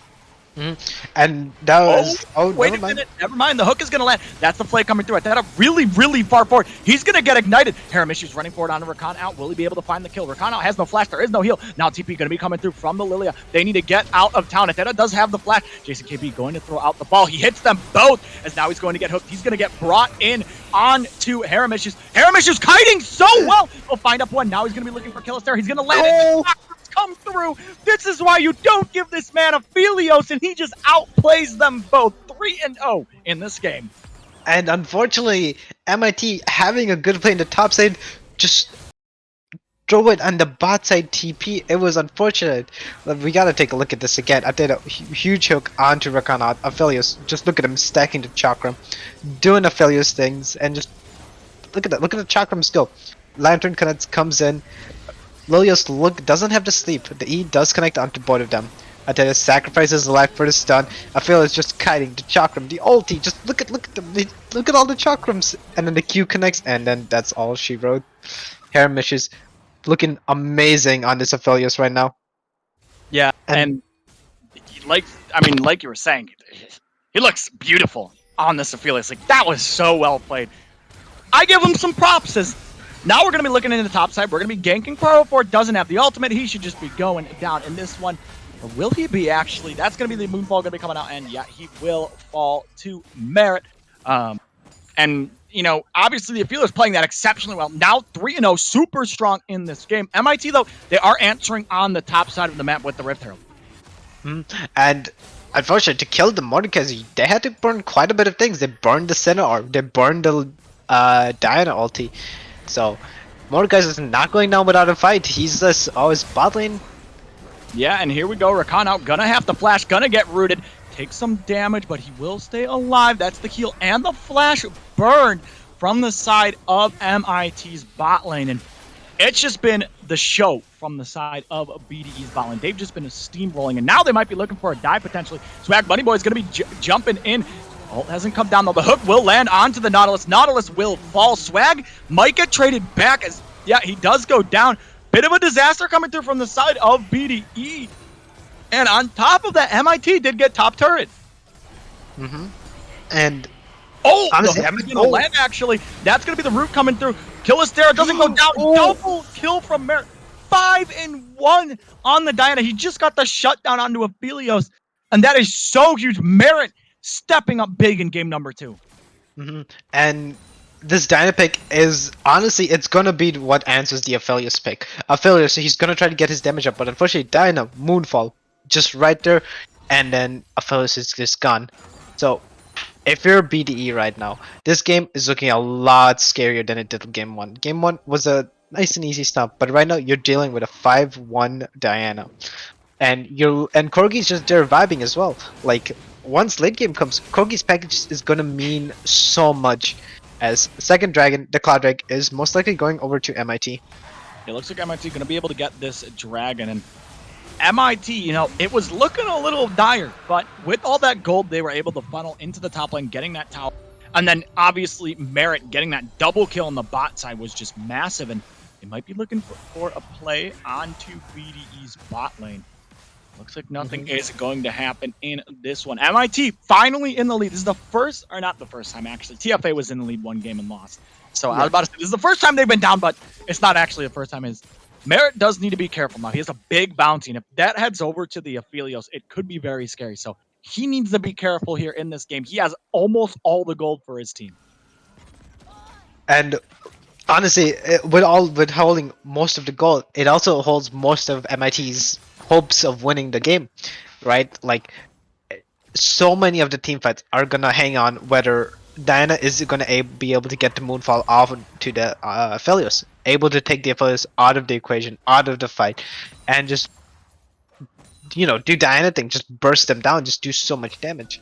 But if you're BDE right now, you're gonna have to come up with a game plan how to make sure the Aphelios doesn't die, because Aphelios right now is the carry. He has so much gold, whereas Vinicius is just there as a backup carry. You know, he's just there vibing, farming, doing mid laner things. You know, just chilling out. Yeah, I mean, obviously you have to pay attention to this Aphelios, who is really, really strong. But if Diana can hop on anyone on the side of BD, their carries, yeah, I mean, oh my, it's a one shot. Like, you are just going to take so much damage. If Thresh needs to exhaust the Diana at all costs, you have to keep Diana off your backline, which Thresh can't do. He has the flay, he has the box, the hook, he even has exhaust. So, like, he has a lot of tools to keep this Diana from nuking his backline. But he needs to pay attention to this. There is Matt Pizza, the Lethality Senna coming through, the Duskblade Burst item, Killistera, taking the Lethality. I mean, we've talked about this multiple times on cast where, you know, it's not optimal, but it's their little signature style that they have. So, seeing the Duskblade come through from the Senna. And for the side of BDE, I mean, they are they're not too far behind. But I'm going to think this third Drake is where they finally fight. Jason KB dancing around. Swag Money Boy on the top side. He does have the flash. We'll see if Jason KB is going to use it. He will flash away. So they're going to get the flash from Jason. Para taking some decent damage here. Jason KB healing back up with that Rift Maker. And now But you gotta watch out, Rakanal is up here. Yeah, and now the side of MIT, they're here. They're looking for the answers. Merrick's going to be going in. That's the Senna ultimate asleep onto Swag. He's going to be going down. Para now going to look for the 1v1 onto Merritt. Almost wins, but he falls down. MIT, they are just consistently responding to these plays. Vinny is here. Huge shutdown goes over to him. Will he be able to get out is the question. That's a lot of CC coming down, and looks like he is just going to die. He's going to pop the ult, though. He might try to be taking one with them. That's a flash out of the Nautilus. Vinny flashes over the wall. Merciful follows. Will Merciful be able to get the kill? The answer is yes. Merciful picks up the kill onto the Victor. It's a 3-for-1. And that was an amazing response from MIT, right? Like, they all showed up. Rakanal, good roam on him, going topside, helping out the fight, and it was well played from MIT. We're just seeing a completely different MIT from game 1. Yeah, I mean, MIT definitely playing game 2 a lot better in this one. Victor, he did get the big shutdown onto the Diana, so he got a lot of gold now, has the Ludens, starting to build towards that second. Drake going to be spawning in a minute 20, Matt Pizza. That is going to be the big mark for BDE, right? Because third Drake is usually when you finally make a stand and you want to fight. So we'll see if they're going to get how many mythics they'll have. It looks like they have 3 right now. Aphilos probably has his mythic once he backs. I would assume he has the shield bow. We'll see if he does. Yep, he does have the shield bow. So 4 mythics online, and for the side of MIT, also 4 mythics. So we'll see how the fight is going to go. MIT right now are looking for the Herald. And yeah, Clutch, like, this game, this next dragon that's gonna pop up in around 40 seconds is gonna decide a lot of things. If BD is able to play to their cup, if they are able to get ahead, then it's gonna be looking grim for MIT. But from what we've seen, MIT, they're good at finding these opportunities. They're good at making these opportunities to try to get leads, as BD is now trying to get stuff done. Yeah, and Rakanal's just going to be going down. No way they're going to be getting out. They're going to be looking for the Senna. They get the flash, and Vinny will be able to pick up the kill from the side of BDE. Nautilus, unfortunately, dies. Senna had to burn the flash because Swag did ult onto the Senna. So now it looks like the side of BDE should be able to pick up this Dragon. Par is very low on the top side, though. Actually, he had the shield, so he's going to get his HP back. Rift Herald going to be summoned.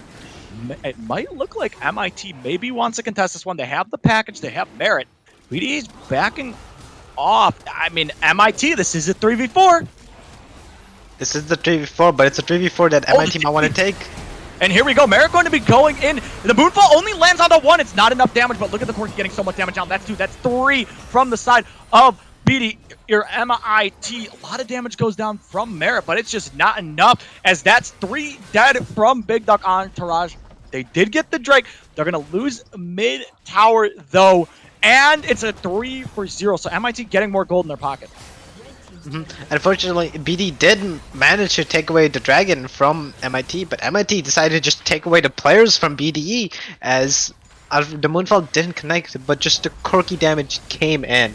And now they just get to run down mid, as Rift Herald is still up and is gonna get one more charge off. And if they play this right, this could be an inhib. Yeah, it looks like they're starting to back off, though. They don't want to get caught. They're going to flash on a Killistera. Going to be going down. No flash should fall. Can't walk out of that one. Aphelios gets the shutdown. Exactly who you want the gold on. 5, 1, and 2 for Harem Issues.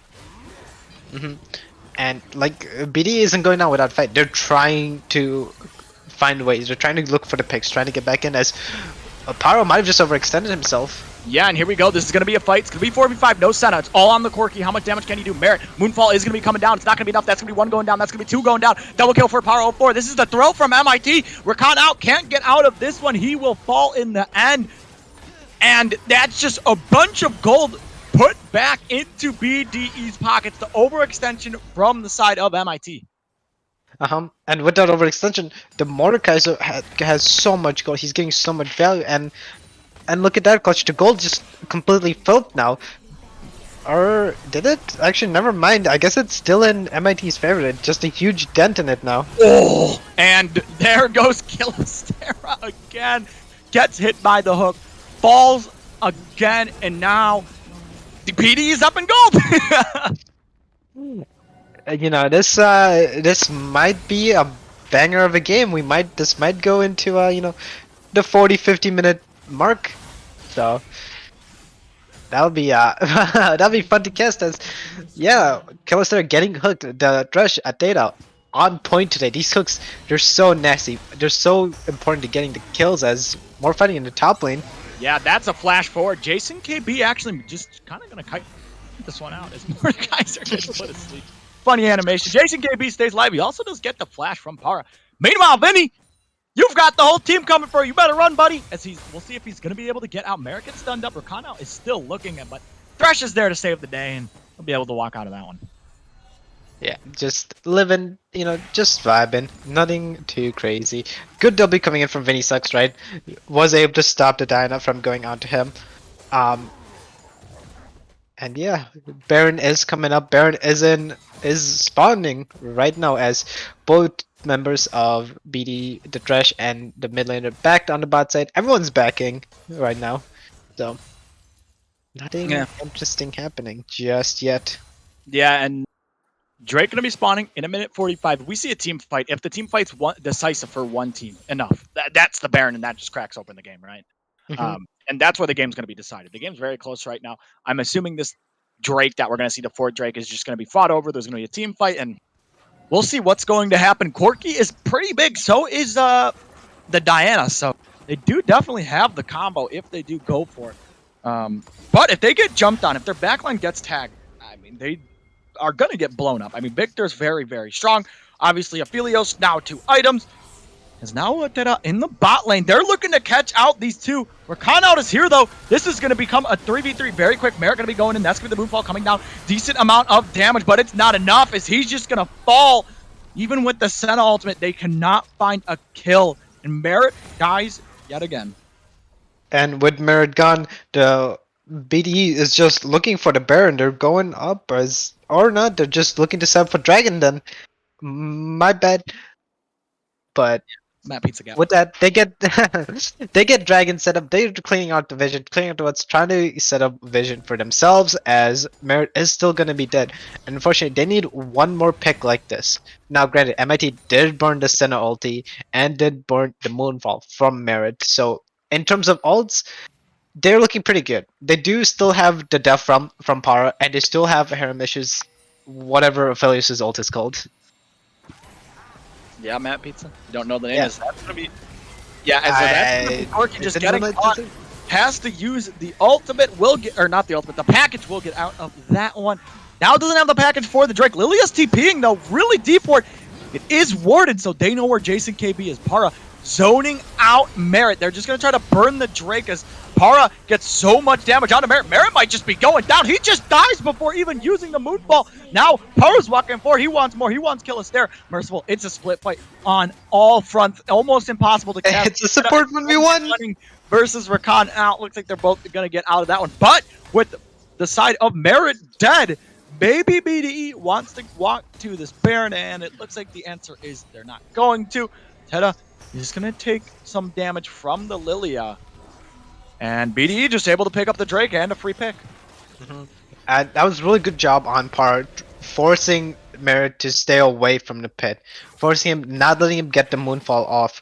He is just doing his job as the Mordekaiser, as the frontline, you know, just doing Mordekaiser, just walking up, you know, like, does Mordekaiser's buffs, even if they're tiny, still impact him so much, and he's such a strong pick right now.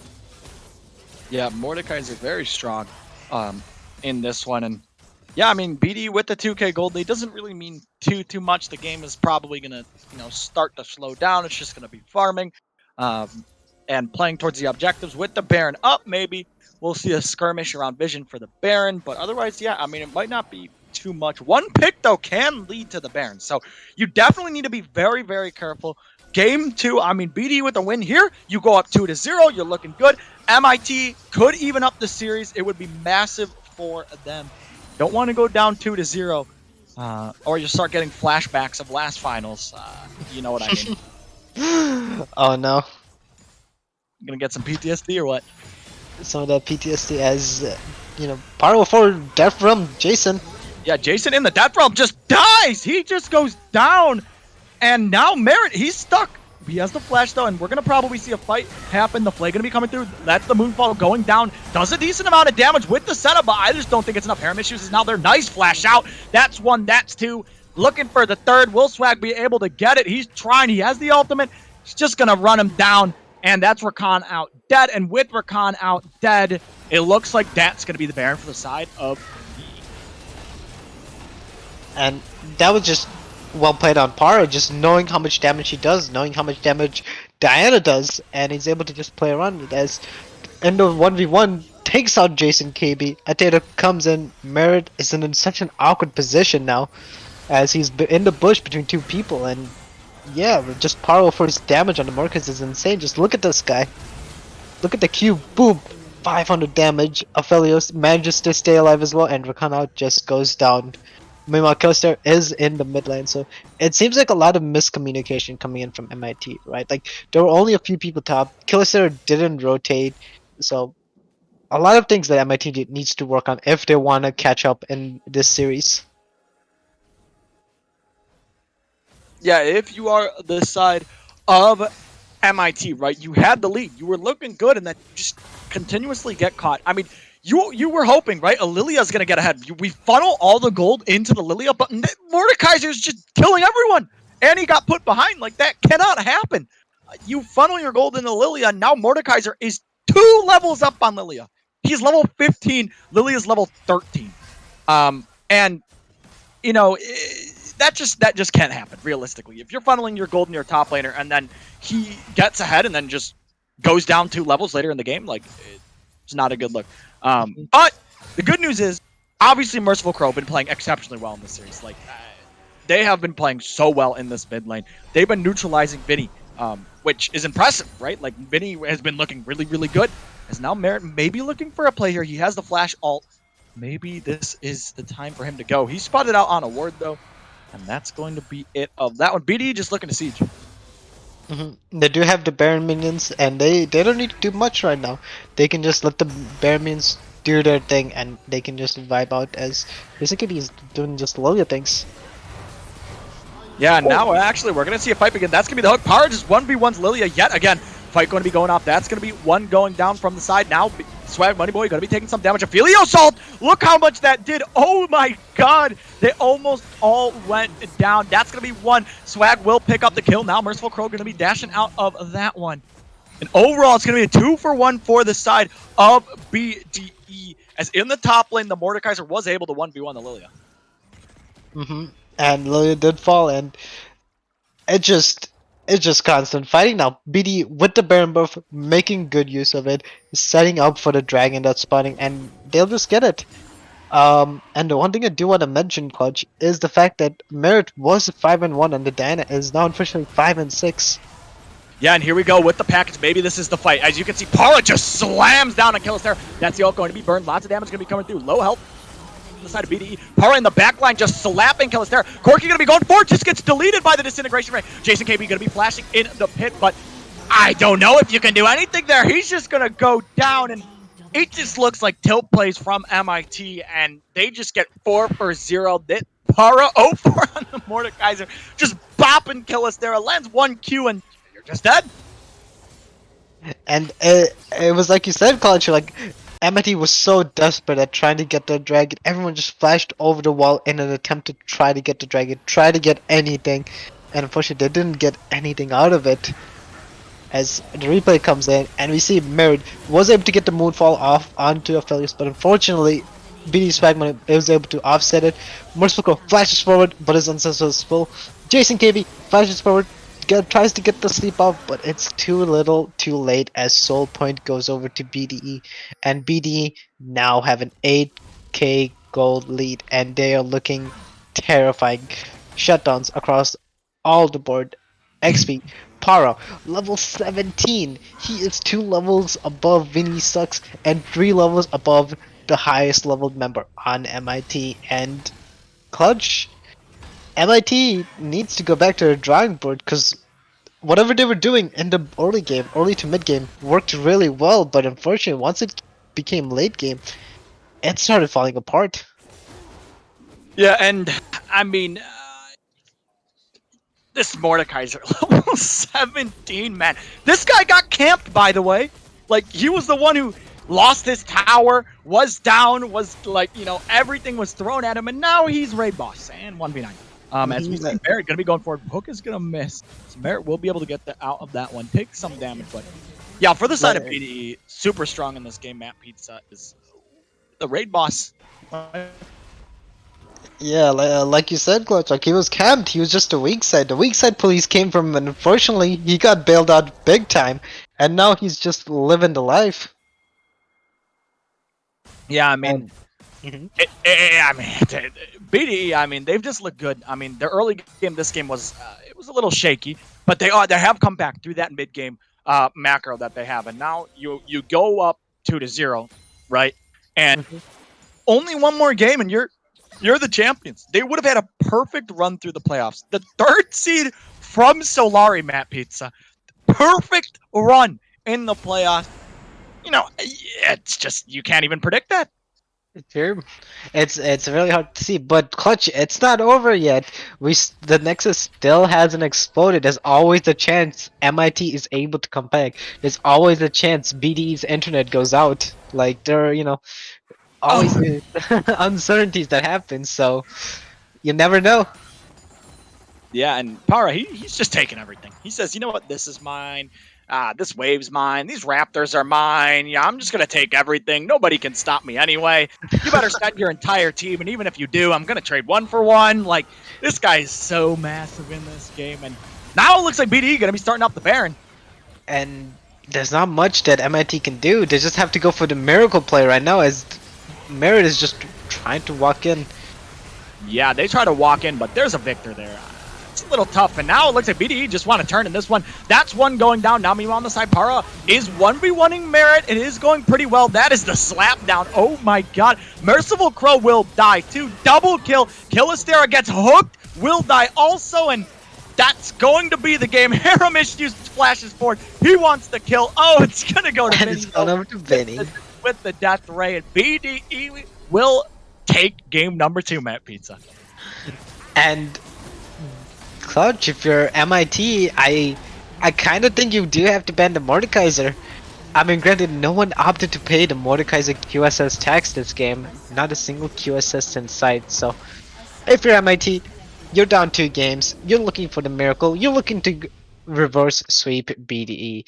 But the real question is, can they do it? Can they find something that works? Because they were on the right tracks. Mid in the early game, they were ahead. They were like just outpacing swag and out just dictating the tempo. Merit was so huge on the Dino, but unfortunately, as the game got later and later, the Mordecai started becoming more of a problem, and Merit wasn't able to do what he wanted to do. He wasn't able to get onto the affiliates. The Mordecai was there right in front of him. So if you're MIT, you probably are looking to ban this Mordekaiser away or pick it. Granted, so Clutch, Yeah, well, any last thoughts? we'll have to see what they do for game number 3, because now they've got to win 3 in a row, which is going to be very, very difficult. Mhm. So, oh, my mic died. Pepe Oh, hands. But like I was saying, MIT, you got to win 3 in a row now. It's going to be very difficult. And for the side of BDE, just keep going with what you're going with. It seems to be working. Their early game was a little shaky, but otherwise they did look pretty good.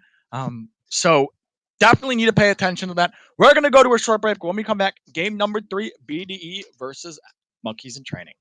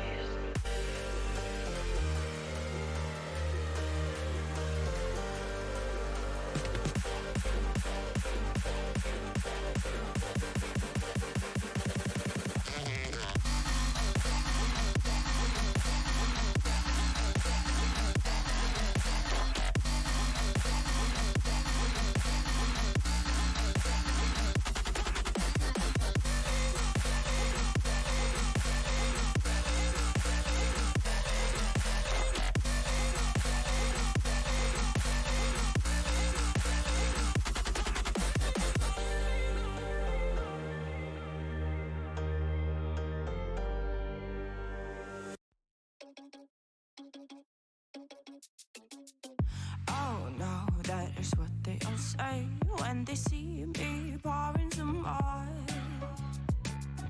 Oh, then gets empty again. Better fill it up before I go. Cause I'm loving it, feeling it, touch me and being it. See what I see in it, I'm typical. Messing around with it, mix it up, go with it, flow with it, let it all go. Oh Lord, think you know what I'm like, but you don't fall, you lose control. Bittersweet melody when I dance on your fly. Cause I know what you don't, it is me you adore. How does it feel to breathe when you're dead? They never seen you out of your bed. Cut to the bone, it's broken up. How sad. Oh boy, got so hot I forgot what I should have thought of before. Sure ain't easy for you to let off the rules, cause that's so much fun. Are you loving the feeling it? Touch me, are you in it? Don't see what you're seeing, but typical. Messing around with it, mix it up, go with it, flow with it, please let it go. Oh no, think I did it again. I said a few things that I shouldn't have done. Well, bittersweet melody when I dance on your fly. Cause I know what you don't, it is me you adore. How does it feel to breathe when you're dead? They never seen you out of your bed. Cut to the bone, it's broken up. How sad. How does it feel to breathe when you're dead? They never seen you out of your bed. Cut to the bone, it's broken up. Now come alive with me and quit the jealousy. I know you're bored, I know it's boring me. Now come alive, baby, get out the grave with me. I know you're bored. How does it feel to breathe when you're dead? They never seen you out of your bed. Cut to the bone, it's broken up. How sad. How does it feel to breathe when you're dead? They never seen you out of your bed. Cut to the bone, it's broken up. How does it feel to breathe when you're dead? They never seen you out of your bed. Cut to the bone, it's broken up. How sad.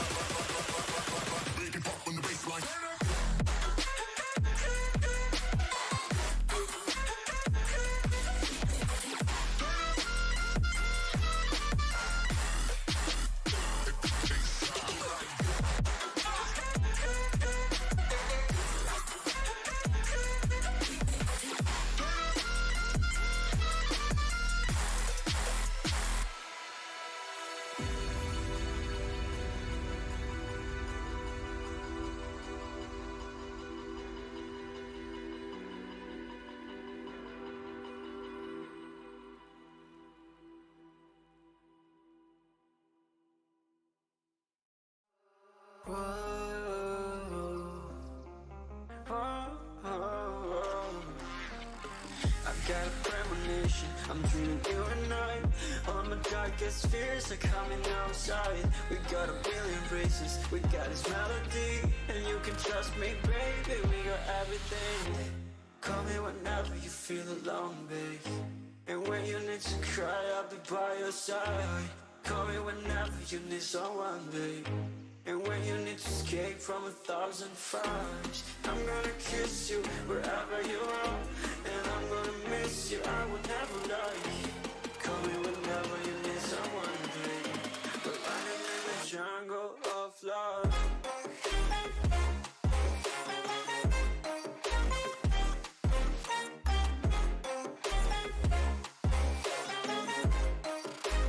Jungle of love.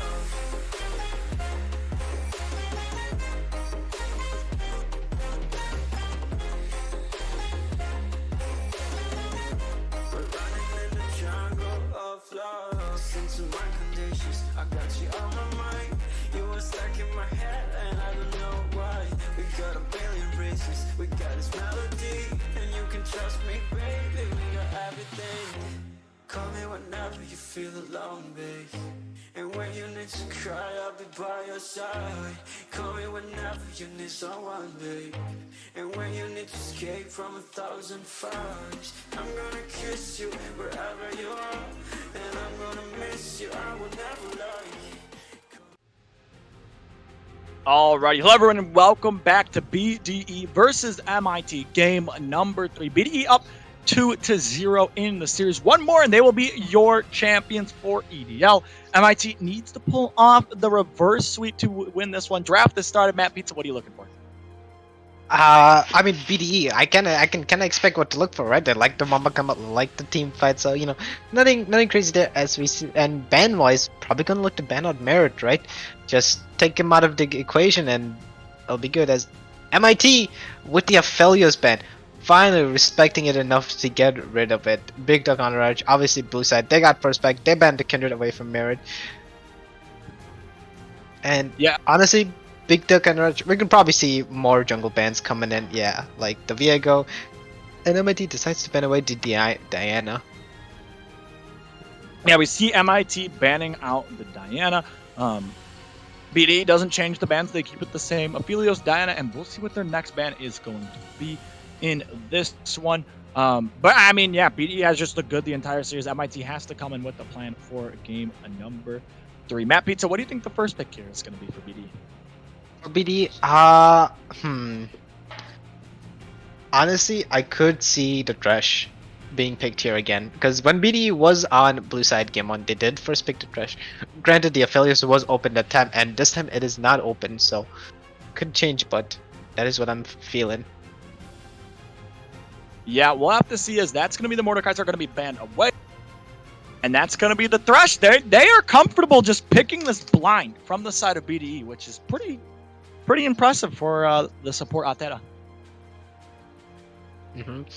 B wanting the Thresh, giving Atera his signature pick 3 games in a row.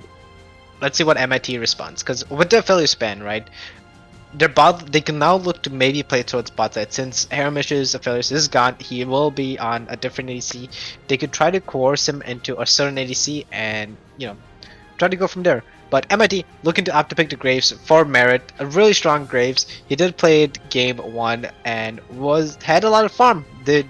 Was farming well that game. Yeah, and we'll have to see. The Graves comes in. I mean, Merit obviously looked good. The Lethality Zaya going to be picked up for the side of MIT, and we'll see what BD elect to go for now. Now, the Jinx is another pick that's really good with Thresh. Usually it's like Aphelios Jinx, because Thresh is very good at, you know, peeling the hyper carries to get a lot of damage off in these fights. So I wouldn't be surprised if we maybe saw Jinx come through. I know he likes to play a lot of Ezreal Jhin, so you know, maybe we see those. But Jinx next up, I would say, behind Aphelios. Mumu just going to be locked in for Swag. He'll just take that one. We'll see what BDE are going to go with next. I'm assuming the ADC will be locked in. So like I said, probably going to be the Jinx. Maybe not, though, just because, oh, well, no, I guess I'm just going to drop it. It is going to be the Jinx in. Actually, Hubbard not locked in just yet, but Hubbard for the side of BDE, like I was saying, of Thresh, very good with the Aphelios, with the Jinx. That hyper carry can protect them, so they can get a lot of damage off. Now it's going to be the Ezreal going to be locked in though for BD. Yeah, and BD just drafting the team fight, right? You have the Amumu as frontline. You have Drush to peel off the Ezreal, and Ezreal's a really safe pick here. Granted that it's gonna be really hard for the Graves to get on to the Ezreal, as you can just E away, just poke from afar, and they are able to do so much damage. But MIT, what are you gonna do? What is your answer after going down 2-0 in the series? And the answer is gonna be Morgana Xayah in the bot lane. Most likely. Yep. Yeah, Morgana Xayah, it's a weird combo, sort of. But it's going to be picked up here. And, you know, you're down 2-0. Definitely your mentals are going to be taking a hit if you are MIT. So you got to pull out something cheese, I think. I think you've shown twice that if you play something standard, they're just going to beat you. So you got to pull out some cheese. Now, I don't know what that cheese is going to be. But Matt Pizza, what's the cheese? What do you think is the pick here? Are they picking Shaco or what? What's going on here? Yeah, I think that's gonna be a Morgana top. Yep, hot take, but Morgana top. Let's see it. It's gonna be the counter to the Mordekaiser, or never mind the Mordekaiser ban. It's gonna be counter to whatever Power 04 picks. All right, listen, Morgana. It's kind of like a discount Mordekaiser if you really think about it, right? If you really think about it. So can you explain it to me? How is that a discount Mordekaiser? So, Mordekaiser, when his passive, the ring of damage, it's kind of like Morgana's soil, right? And he heals from it. Morgana heals from her abilities. Mordekaiser's Death Realm, Morgana's got her Chains of Corruption. I think that's what they're called. I don't entirely know her ult. I'm a top lane player. I normally don't touch that champ. And, Morgana's got a shield. Shen and Mordekaiser's got a shield. The Shen's gonna be locked in from BD. And Cho'Gath is locked in for MIT. Both, just tank top lanes. Gonna be a 1-0 fight in the top side. Not anything crazy. Yeah, we're gonna see the Shen locked in. Obviously, Para plays a lot of Shen. One of his best picks. And Victor gonna be locked in for BD. So BD, again, just very easy to execute. Very, easy comps. And it's worked for them 2 games. And maybe it'll work for them for a third. For the side of MIT, obviously, they have the counter pick. What are they going to be using it for? They have the counter pick to the Victor in the mid lane. What is Crow going to be electing to take into this one? We'll have to see. It's going to be the Seraphine going to be coming through for MIT. And honestly, I'm not entirely sure if it's the Xayah Morgana bot or if it's the Xayah Seraphine bot with Morgana mid. Because theoretically, both Morgana and Seraphine can go mid, so you don't really know what's going on. So MIT is gonna save that until we get into game. Yeah, we are gonna have to see. So, Matt Pizza, do you think this is a 3-0 BDE? Yes or no? Unfortunately, I think it's gonna be a 3-0 BDE. This draft that MIT showed me, it's unimpressive. I was looking for something more. Yeah, I think it's going to be a 3-0 for BDE. Okay, well, I'm going to have to agree with you, Matt Pizza. I think it's going to be a 3-0 BDE. Miracle run, Matt Pizza. Undefeated in playoffs. Can they do it? This would be it. One more game. That's all they need. The grand finals. And yeah, as Clutch dies, that's going to be it. BD gonna be undefeated in the playoffs as we cut through a short break. Hopefully Clutch is back before the game starts. Nope. See you guys soon.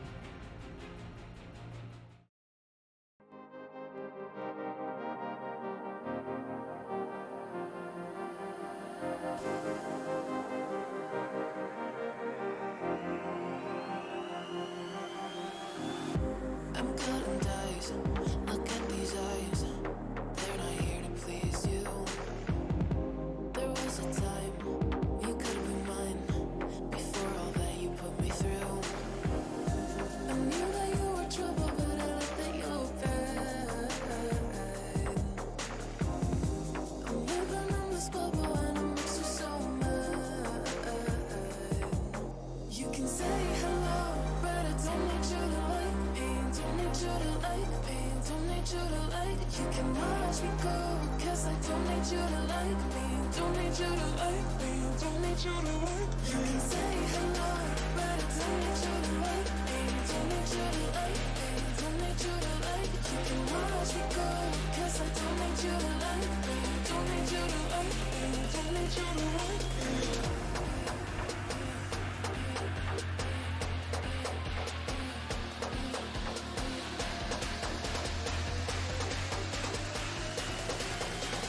Don't need you to like me.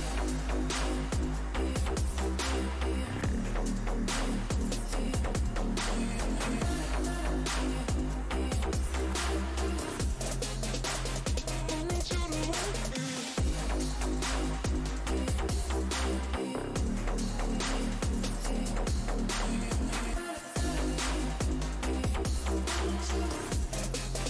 Don't need you to like me.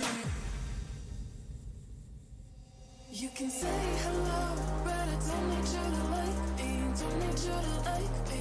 Don't need you to like. You can watch me go, 'cause I don't need you to like me. Don't need you to like me. Don't need you to like. You can say hello, but I don't need you to like me. Don't need you to like me. Don't need you to like. You can watch me go, 'cause I don't need you to like me. Don't need you to like me. Don't need you to like me.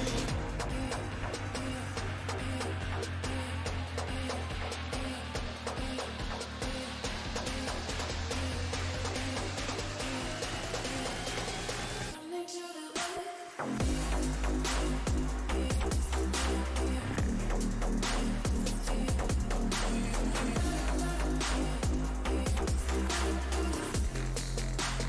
Don't need you to like me.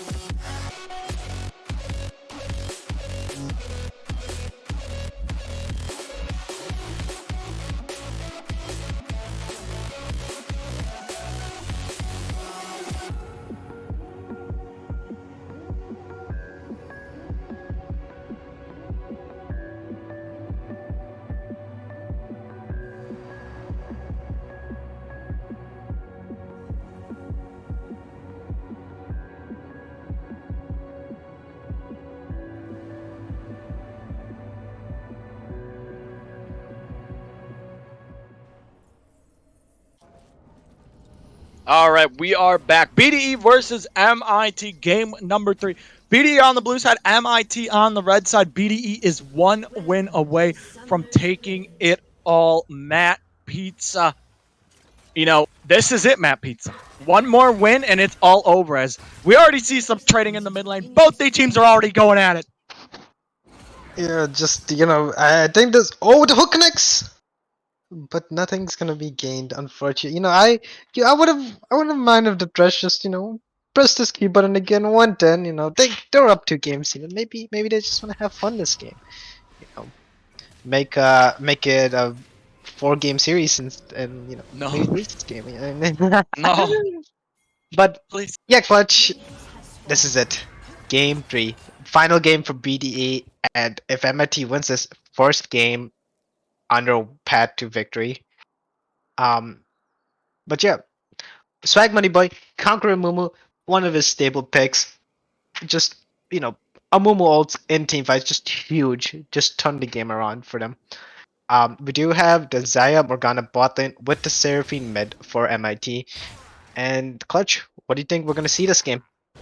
Um, to be honest, I mean, if you're BDE, you're just playing for team fights, right? MIT they need to get ahead early because if you're BDE, you're just sitting here and you're chilling. You're just having a good time. Because your team, you have Ezreal Victor, you scale, your team fights are great. You have the Shen once you hit level 6, can just make the look a play bottom. So I would say for BDE, probably the play that's going to happen is going to be at level 6 for Shen.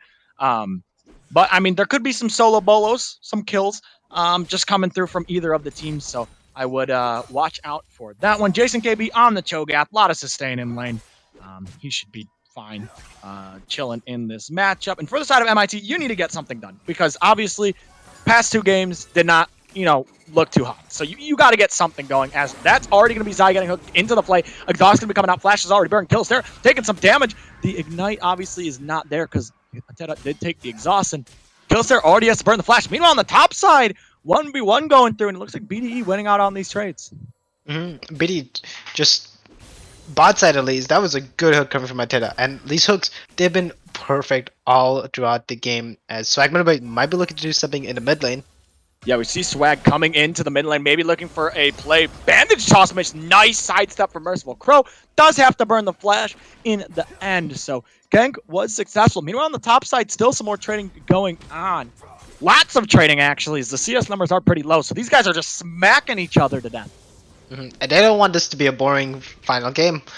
Potentially, they want to go out with a bang if they go out. As Rakanada is just walking forward. Yeah, Ateta, nice flash, has to get out of that one. Obviously, if that binding did connect, Thrash was most likely going down. Mumu, though, he's hiding. He's hiding around the wall. He's ready to go in onto the graves. He's here. Going to run after Merit. Merit does have the flash if he's going to end up using it. Merit taking some damage. The hook is going to land. They're going to play him back. Flash doesn't matter. Harem issues with the first blood. And Clutch, we've been saying it once, we've been saying it throughout the whole entire season. The Thresh pick, so vital for BDE. It allows them to get the picks. It allows them to peel off the ADC. It's such a vital pick. And it most likely should have been banned or picked away from BDE. And regardless, it's too late to contemplate draft now as the hook lands yet again. Yeah, the hook is going to land a little bit too deep, though. That's going to be the ignite coming through. He will stay alive. Rakana going to be taking some damage. Needs to be careful. That's going to be the root coming through from Killis there. But Harem issues. He's just 2v1ing, and he's going to take down the Zaya. This guy's been having an exceptional series, and now he gets himself a kill. And as we look at the top side, more trading goes on, and it's just fights all over around the map. Yeah, fights, Para losing out on these trades. Jason KB looking a little bit better in this one. Merit now on the top side of the map going to look for an invade. But BDE looking very strong in this game already. First trade going to be that Cloud Drake spawning in 20 seconds. So we'll see what's going to happen then. But yeah, Para a little bit struggling in this matchup. Big Wave is crashing, so maybe there could be a potential dive coming through. And Amomo is Oh, heading top as the dive could be coming in, but they do need to be careful of the Spirit's Refuge. yeah, here we go. That's going to be the taunt coming through. Power is going to stay alive. He's going to get knocked up. He finally does die. Merit has to burn the flash, but in the end, they were able to kill the Shen and deny him that wave. So that is massive for the side of MIT. And putting a Shen behind early is huge, because if he wants to ult down, he's gonna be losing a lot, and he's gonna lose a lot of momentum in this lane as he's gonna burn the TP to get back into lane, and nothing crazy happening yet. Just some isolated 2v2 happening in the bot side, and Merit getting caught up, but Clutch, this game, it's a lot more chaotic than the last 2 games so far. Yeah, there's been a lot of skirmishing happening, a lot of action going on early on, and it's favored the side of BDE. 800 or 700 gold lead, I guess. And yeah, this Ezreal is pretty massive for the side of BDE. And obviously, BDE wins this game. They are the finalists. However, we're going to have a playoff MVP. So, there's that to worry about, too. They actually get a chosen skin of 1350 RP. Oh, my God. Oh. That is the big prize. So, there's that. But obviously, they still got to win, as now they're going to be looking on the Killaster. Harem Issues goes in, the hook connects yet again. Shen'Alt comes out for good measure. I don't think that matters. He just wanted the assist. This is actually going to get stopped. Killastera will go down eventually. He actually doesn't get the assist. Pepe hands. As meanwhile, on the top side, we see 1v1 happening. Looks like Para is winning out. Jason KB, he does have the ultimate, so do need to keep in mind that. And the Shen'Alt was stopped. However, Ezreal with yet another kill. And Ezreal just starting to become all more Wait a fighting the minute. top lane. Yeah, Jason, is he gonna flash? Oh no! He will stay alive. Looks, they're solo. Jason has flash eat, and he's gonna do it. Jason with the solo kill. Meanwhile, on the bot side, we see a 3v3. Victor's already here though. That's gonna be the hook connecting. Triple charm. Swag Moneyboy's gonna be going and not gonna be able to get the Drake. Merrick's gonna pick up one. They're gonna be looking for the team fight. Vinny, he has the ultimate down. Merrick will be going down 100%. That's gonna be the gravity field stunning up. Merciful Crow.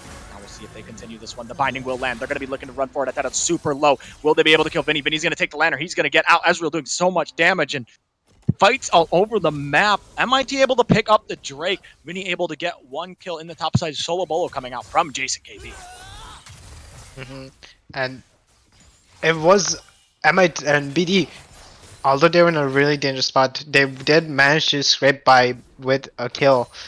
They did unfortunately have to give over drag to MIT, but it is the first dragon and it is just a cloud dragon. As Ocean Dragon is up in about 4 minutes, we can probably see some more fighting around then as Fakanout is just walking towards Harem Issues now. Yeah, if he gets hit by the binding, nice sidestep, will stay alive. And the Ezreal 3-0, he is very strong, has the sheen, so he does pack a bit of a punch with these Qs. If he's able to connect on them, he's going to be doing a lot of damage, especially early on. So do need to keep that in mind. Game is pretty even, though. So MIT, with that play, in a good spot. And the goal lead is non-existent. Both of these teams have the same amount of gold, essentially. So MIT looking at how they did exactly in game 2, right? Like in game 2, both MIT and BD were about even around this time, and during the team fights, that's when BDE got ahead. So MIT, they want more skirmishes. They want to force more fights, more unfavorable fights for BD, and try to get ahead like that. Yeah, we'll have to. As Clutch is having some internet issues, but Merit and in the top side, Swag Money Boy looking to get some damage out to Conqueror Mumu. It's taking the damage, the Graves damage. It's so much. This could be a soul kill onto Swag Money Boy. This Swag is just trying to buy time, just trying to get so much damage out as it just turned Swag Money Boy to a Mumu ulti. It's unfair to damage. Solo kills Merit the Conqueror Mumu. You've never seen folks as powerful.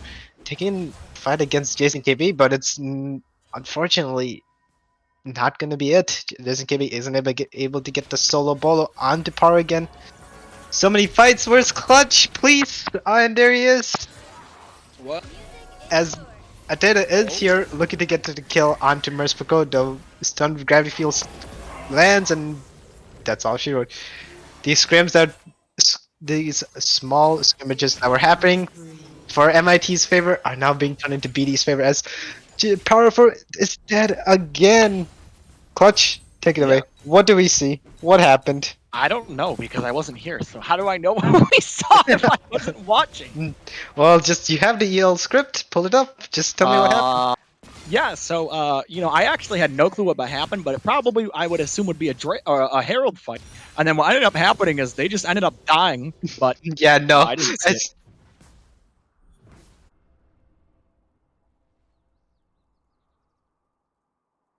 Okay, so what actually ended up happening, because I pulled out the script, so Jason KB ended up overextending, getting caught out, and then Ateta roamed up, and Rakana didn't, and then a fight broke out, and then Merciful Crow ended up dying, and some other people. So, like, yeah, I just had to, pull up the script. Yeah, see, you pulled up the script. There you go.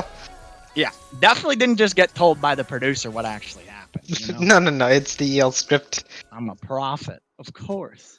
But yeah, Jason KB playing really well this game, right? All the other games, he was losing out to Parafer. But this game, he's making the stand. He's saying, no, I'm playing Cho'Gath. I am the monster. And just kept eating Shen alive. Oh, well, And here we go. Mid. Yeah, gank in the mid lane. Here comes the charm as a bit of a pause, and he's just gonna get deleted. That was a lot of damage coming out. Gonna miss the hook now. Maybe they run him down. It's gonna be a 2v3. I don't know if they know that the Morgana's here. They're gonna be looking onto Merit. Merit taking a lot of damage. Binding will come through, but Merit's just going to die, or will he not? Now, the flash forward from it, that he'll get himself a kill. Here comes Para coming in with the Stand United. Taunt comes through. Another kill going to the side of BDE. Jason KB can't really respond to that one, as he is now walking away. Swag might be looking to go back in, and looks like he's just gonna back off of that one. Yeah, Dragon is up in 20 seconds, and they could just force this, as Merciful Crow is gonna be dead for a bit longer. They could get their setup vision and just force MIT to walk into them. And if you walk into a Shen, a Mumu, Victor, you're gonna lose your health bar. Ezra's just poking from afar, and this is just Dragon setup gone for MIT. Yeah, and for the side of MIT, they lose the Drake. We'll have to see what the soul's gonna be. It's going to be the Mountain Soul coming through. So BDE able to pick up a stone would be massive for them. Jason KB hit in the bush, but there's a control word, so not really gonna work out. The lethality special coming through from Kalistera on the Zaya. Got the serrated Dirk, the Caulfield Warhammer, as now we are maybe going to see a fight, and we see a TP coming through. This is going to be a fight for the Herald. The Swag Money Boy is going to be walking in. He doesn't have the ultimate. Para going to be zoning them off. Ateta going to be walking in. Ezreal going to do some damage. Will find himself a kill here. She's able to pick one up. Now that's going to be a steal from the side of BDE. Jason KB going to be taking some damage. Has to flash over the wall. And it's going to be a 1-for-1, but BDE able to get the Herald. And Ezreal old snipe coming in from bot lane, manages to find Merit. Merit's gone, the smite's gone. Swag Money just walks up, takes the rift, and is now looking really good. That was such a good fight for BD. They've got so many sums. Deshaun was able to successfully hold off Merciful Crow and Rakanat from the fight, and the fight at rift was just BD favored then with numbers advantage. Yeah, we'll have to see. The numbers advantage. BDE is what I will say. They've looked exceptionally well this entire series. There has been a little bit of hiccups, but they've just looked like a very solid team. Like, they look like they've been playing with each other for such a long time, when in reality, like, they really necessarily haven't. Like, yes, Vinny and Swag Money Boy have been playing with each other for a while. You could say Harem and Ateta have been playing and pair of those three, but they just look like these five have just been playing like 2 seasons with each other, and they're just like, yeah, I know where you're going to be at this time. I know what you're going to do here, yada, yada, yada. Like, they look very, very, well as a team. They look very good as a team, and it's really showing. Like, they are on the verge of not dropping a single game in playoffs when they came in as the 3rd seed. So that's very impressive from the side of BDE, and they're looking really good in this game. Now with the Mountain Drake going to be spawning in 3 minutes, obviously something you need to keep track of, but maybe they look for Para up here. He's just going to back off. Jason KB's kind of walking past his wave, so Para's like, what's going on here? a little bit weird. Yeah, and Clutch, like we said, like we was talking about, right? Like on the wavelength, we talked about how BDE has just been scaling exponentially, working together as a team, well-oiled machine. And if you guys are interested on what more we said, you could always check out the Waveline podcast. It's there. You could just hear us ramble on about these two teams for like 40 minutes or something. Of course. As the Shenald comes in, they could be looking for a fight, but I think there's no fight to be found. Okay, there is a fight to be found. Swag Money Boy's going in, but he can't find anything. As maybe Para's gonna flash taunt. Maybe they just go super deep. But Swag, he got a little bit too too overzealous, as that's going to be Thresh taking some damage. Stun comes out. Actually, Merciful Crow takes so much damage. Has to flash. So unfortunate for the side of MIT. And now that with that rift going down, that's going to be some damage on the tower. They probably won't. Oh, wait a minute. They're looking for Merit. Will they be able to get it is the question. He's going to go down. The charm comes through, but Swag just stays still. And wow, that's pretty impressive. Meanwhile, Killstera caught out, has the flash, has the heal, gonna flash back, gonna pull the root, and now the TP gonna be coming through from the Cho'Gath. Can they kill him? Oh my god, he's one tanky boy. He's got a lot of HP. Exhaust gonna be coming out. That's the flash from Atena. Now we'll see if Harem Issues can 2v1 this basically, because Thresh 100% is gonna be going down. Will he be able to turn is the question. Atena throws the lantern down. Will he look for Killstera? Nice play. The TP onto the lantern. They're looking to turn this one. Oh my god, that's gonna be one going down. Now Vinny Sucks able to pick up one. It's actually gonna go to Harem Issues. That's gonna be the gravity field coming down. Jason KB, he's probably dead on this one. Morgana is there. Shut down to Vinny Sucks. And BDE with the turn. And MIT, they're trying to make these plays. JCKB saw the potential onto the bot lane TP, but unfortunately, BDE was just able to answer it so well. The Victor TP comes in and they're able to get Victor shut down and put Zaya further behind. And this goal graph is kind of funky though. It's a lot of ups and downs, but overall, BDE is in the lead. And they're slowly starting to build up a kill lead as well. 5 kills more for BDE. Shutdowns on almost everyone for BDE. Player gold. Jason KB exceptionally well this game. He is definitely the carry of this game. Even if he is on the tank Cho'Gath. Listen, tanks can be carries too, man. Alright, Cho'Gath, buy yourself a Titanic Hydra, you know, just do yourself nice and, you know, just one tap the Ezreal, you know, he can't do much. Yeah, he's just gonna walk in and say, "Hey, Ezreal, want to see something funny?" Haha, ult. There goes your entire HP bar. Hey, your whole entire team's oh, they're doing a lot of damage. Damn. Yeah, look at my health bar. Wow, look at him. He's just walking in. He was there. Yeah, he's walking in, but he's starting to take some damages. He's about half HP. Meanwhile, it's a split fight as we see Para is trying to zone out. If they get onto Harem, it could be a disaster. Meanwhile, Swag's gonna go in. He's gonna land the huge stun. Poke gonna be coming out. Swag stays alive. He's walking forward. Bandage toss will connect. They're looking onto Merit. Really split fight coming through from both of these teams. Nobody has gone down yet. And now it looks like with Jason having the back, no front line there for MIT. They do need to be careful. Vinny is 1v4 zoning everyone. And that's probably the BD. And oh, Vinny could be caught right now. He's got the lantern. He's chilling. I mean, he almost just killed someone. Yeah. I don't think he needs to land. I think he's just looking for kills as the Ezreal doesn't find anyone, unfortunately. Wait a minute. Nah, he doesn't have enough damage, right? There's no way. Okay, if he landed the auto, it would have been enough. It would have been enough. Maybe he did. I was like, there's no way he can actually kill, right? And then I was like, oh, maybe he can. Maybe he can. Maybe, you know, he's got a...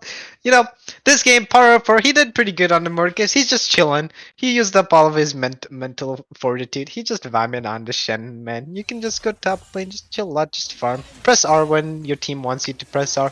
Let your team carry you to this one. And Swagmoney playing exceptional throughout the whole entire series. Always the consistent player, always on the engages, and just a reliable engage shows for BDE. Sorry. Yeah, I mean, BDE, they've been looking really good. And now up 1k. Ezreal, obviously 5-0. He's looking really strong. Harem Issues definitely had an exceptional series so far. I think the bot lane for the side of BDE has looked very, very good. Inatata and Harem Issues, they've looked like the two best players on their team. And I, wanted to point out this bot lane that if they are on form, it's going to be pretty hard for MIT to win. Is Paro for going to be caught out, going to be taking some damage. Looks like the rest of the team isn't coming to save him, so he's just going to try to run away. Looks like he will be able to get out. The dinosaur is chasing the ninja, so, never thought you'd see that. Ninja called for reinforcements. As the mummy comes in, and now here comes the... I don't know what Ezreal is. I think he's just a human. I don't know what Thresh is either. He's and an now explorer. Graves, he's just going to be going down. Merit flashes out, but I don't think that's enough. Nope, the ninja gets him. Yeah, the ninja, ninja teamwork, that's all that he needs. As Meteor does fall in favor for MIT. But unfortunately, the goal lead is starting to get up there. It's around 2k right now, with Merit being 1-7 this game. And unfortunately, this is looking like a repeat of game 1. Yeah, so Matt Pizza, I think we should for the EL Invitational, I think we should just cast every champion, but it's by like what they are. So like we've Because got, so you we know, have like the Jen is the singer, ninja, we've got like the mummy, yeah. Victor's a robot, Oxnard, the robot. What's more, Satan? Like, something like, yeah. But we cast them all by like what they are basically. so yeah, so we got the bird person in the mid lane doing The bird bird. things. The bird, yeah, we got the robot just vibing out. We have the warden just walking around doing his own thing, the ghost warden, ghost rider. Yeah, And- what? You like that, Matt Pizza? Yeah, but anyway, back to actually casting this game, because Nexus still haven't gone exploded. We still got a game to cast clutch, as Data is looking for some things in the mid lane, as well, just vibing. BD is just in such a good position right now. They can practically force anything they want, and it would go in their favor due to them just being like having that synergy, having that like trust in each other. And I mean, they have really good zone control too. As that Swag, he's just trading flash for flash. He's still going forward, and now he's going to take the lantern to get back out of that one. Swag is really trying to get this game over with. He really wants to just fight, and that's all he wants. Yeah, he's got hot date. He's got to get out of here real quick. Yeah. The volcanoes, you can't freeze. No freezing. He's in Hawaii. No, he's got to fight. I mean, if you freeze in front of Swag, I know a jungler where if you freeze in front of him, he just comes in and then helps you break your freeze. Yeah, even if it's not good, he'll just break your own freeze and be like, "Oh, thanks for the CS," and you're like, "Wait a minute." Yeah, he's like, oh. But we got a minute until this Drake is going to spawn. Looks like both teams are kind of just dancing in the mid lane. Poke starting to come through. The hook is going to land onto the Seraphine. There we go. Fight's going to begin. That's going to be just a C lock. Now the fight is going to keep going. Merit trying to get some damage out of it. Has to flash away. TP going to be coming through. They're looking for Merit. Merit definitely going to be going down also. And that is Para taking the kill. Killistera just gets deleted from the robot, Matt Pizza. And the robot has to flash away. And it's looking like a BDE 3-0, Matt Pizza. It is, and that was a good response. As Baron is up, and that's going to be Baron. And shortly after Baron, that's probably going to be the Earth Dragon, and that's going to be soul point from BD. BD just playing exceptionally well throughout this whole entire season. Like we said, well oiled machine. They know, Jason KB might be looking. Oh, he does it! He stole the bear. Oh my god. The dino! The dinosaur. The Oh dinosaur. Watch my the dinosaur. He was extinct, but he took the worm with him. He said, Baron, I'm going to make you go extinct with me. And he stalls the game out for MIT. That was well played by Jason. Unfortunately, he did die. I mean, like, once you go into the pit, there's no coming out, but holy cow. Yeah, I mean, he literally just saved the game. So, like, Jason KB with an MVP play right there, saving the game for his team. Unfortunately, BDE now gets soul point. They've got the Mountain Drake, and Vinny just steals the blue casually. Just walks up and says, "Oh, you think that's yours?" And Oh, takes it away. As Swag's going to get hit by a binding, takes some damage. Yeah, Swag doesn't really care. This man just doesn't care anymore. He's just a guy. I just want out, man. I can get hit by anything. It's fine. I'm just gonna a Mumu ulti. Listen, MIT, they are actually only down 3k. And that, again, is pretty surprising. Like, the games MIT has been down, you would expect it to be by more gold. But they're actually not that far behind for how bad the game looks. And I know we've talked about this before, but, like, if you look at, like, if you're in this game, right, and you see the kills are 18-7, and you're MIT, you probably think you're getting, like, slammed. Like, the game is not close. Because obviously you cannot see the gold lead, right? Like, you cannot see that. But in reality, the game is actually not that far. It's like 3k, which isn't too bad. But obviously you don't know that, so maybe that means, like, you just feel like you cannot go for any of these plays. Like, it's a common thing that you can't see the gold, so you don't actually know how far behind you are, and sometimes you're not as far behind as you actually think. As the hook connects onto Merit, this could be another fight. Oh, the fight's going to begin. Merit going to get out of that one. Charm actually onto Vinny. He's going to take a lot of damage. He might be going down. That's the Guardian. Knockup comes through. Cho'Gath is going to be able to pick up the kill. It's going to go, actually going to go to Zaya. Now the Dino is going to be taking some damage. Will he be able to go down? Look at Killistera. She's going to pull back the feathers. That's going to be damage on the side of BDE. Flash going to be coming out. Swag going to be running forward. That's going to be a Teta picking up one. Swag is going to stay alive, but he will finally go down. Merciful Crow will live 2. And it's going to be a 2 for 2 on Summoner's Rift. And like you were saying, Clutch, like even if the other team has so many kills, the goal lead is ultimately what dictates it, and is ultimately what lets MIT win fights like that. Like sure, you are down 11 kills, but the goal lead is only 2k. You can still take fights, you can still look for opportunities to come back in this game.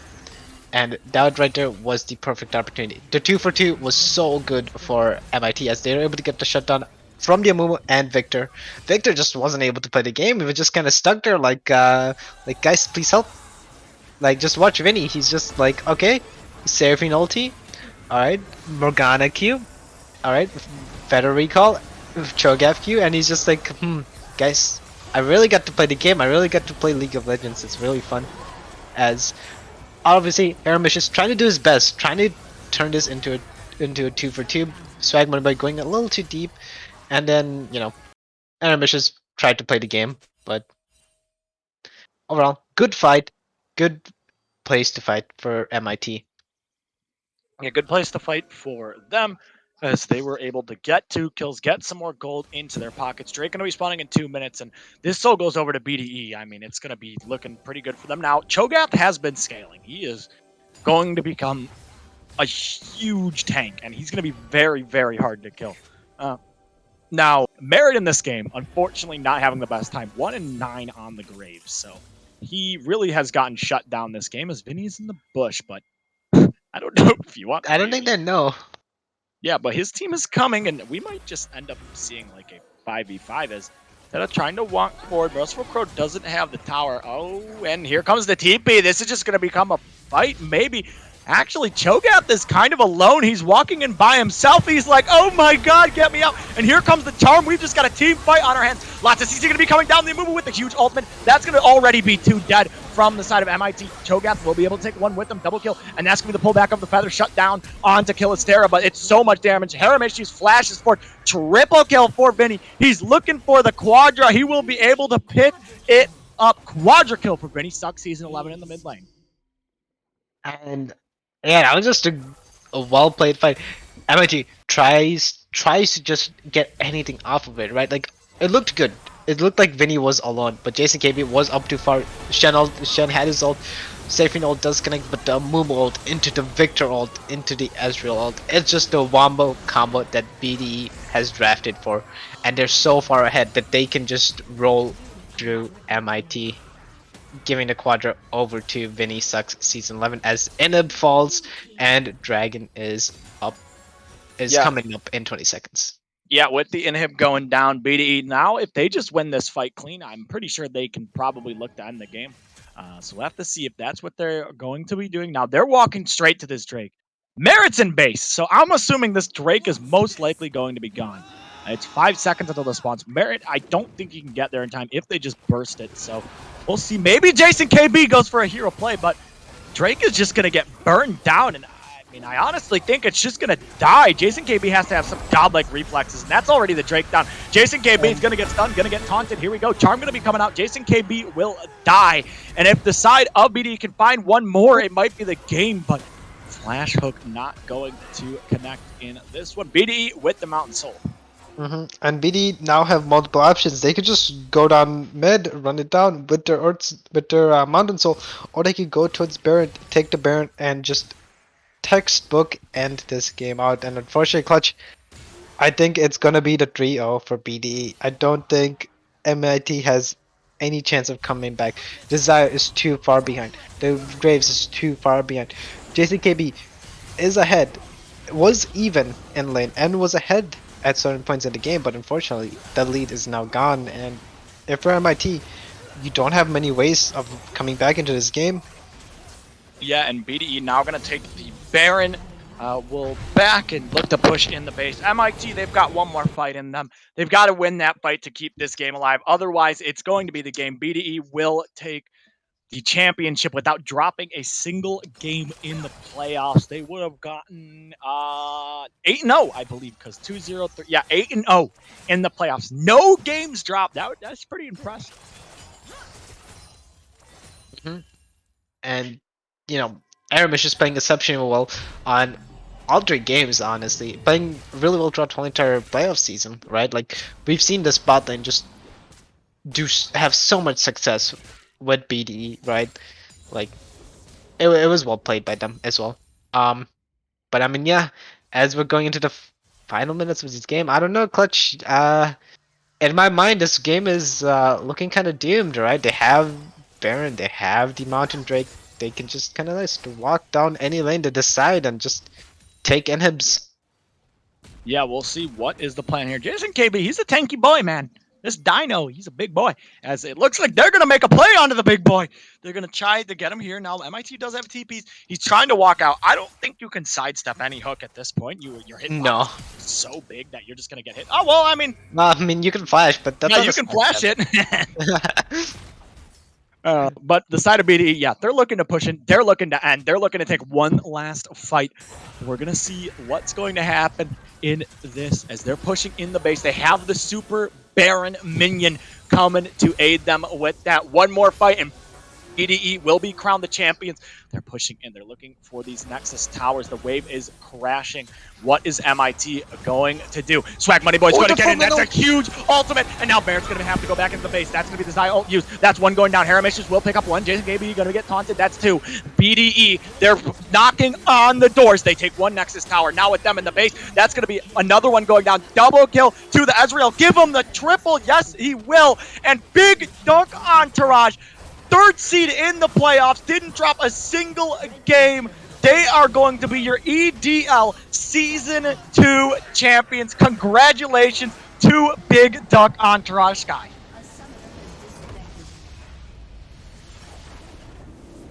And yeah, Clutch, like it was a 3-0 for BDE, not losing a single game throughout the whole entire playoff season. Props to them. They were scaling. They scaled so well. They came into playoff as the third seed, not losing a single game, and were eventually able to take out their first and second seed from their division, and are able to be crowned EDL Season 2 champions. Congratulations to both teams, and congratulations specifically to BDE for winning it all. Obviously. Yeah, congratulations to Big Duck Entourage taking the 3-0, winning it all. We'll have the graphic and all the rolls made in a couple of days, probably today or tomorrow. So please do not ping me and be like, where's my roll? Where's my graphic? It'll be done in 1 to 2 days. I promise you. And we'll get that all sorted out. We'll also have the playoff MVP announced probably today or tomorrow once the graphic is made. Matt Pizza, it's been a long season. This is finally it. Do you have anything you want to say before we're finally going to be heading off for the last time in EDL until January? Honestly, it's been such a ride. You know, EDL season 1 was a banger. EDL season 2 was a banger as well, and it was amazing to see so many returning players. And hope you guys stick around for EDL season 3 next year. That's going to be it from my boy Matt Pizza. Obviously, big shout out to Exernian smurfing the production. She's still in stream jail for 2 more weeks. Feels bad, man. But no more EDL. Fridays are free. So, she's out of that one. But definitely Smurf the production. Wouldn't have been able to do this without her. So, a big props to her. Thank you guys all for competing in EDL. It's been a blast. We've all had a great time on the pre-show. Hot takes, CPK is going to win it all. All these hot takes that we've had. It was an amazing season, and we will for sure see you guys in January when we start up back again. Make sure to tune in on Mondays. Still got EGL going on 2 more weeks. Losers finals is on Monday, and then the week after it is the finals. Flip Up versus the winner of Hyperion and BBU. Again, thank you guys all for watching. And for the last time, we will see you guys next time. Peace. White lies, purple lips, sweet as poison.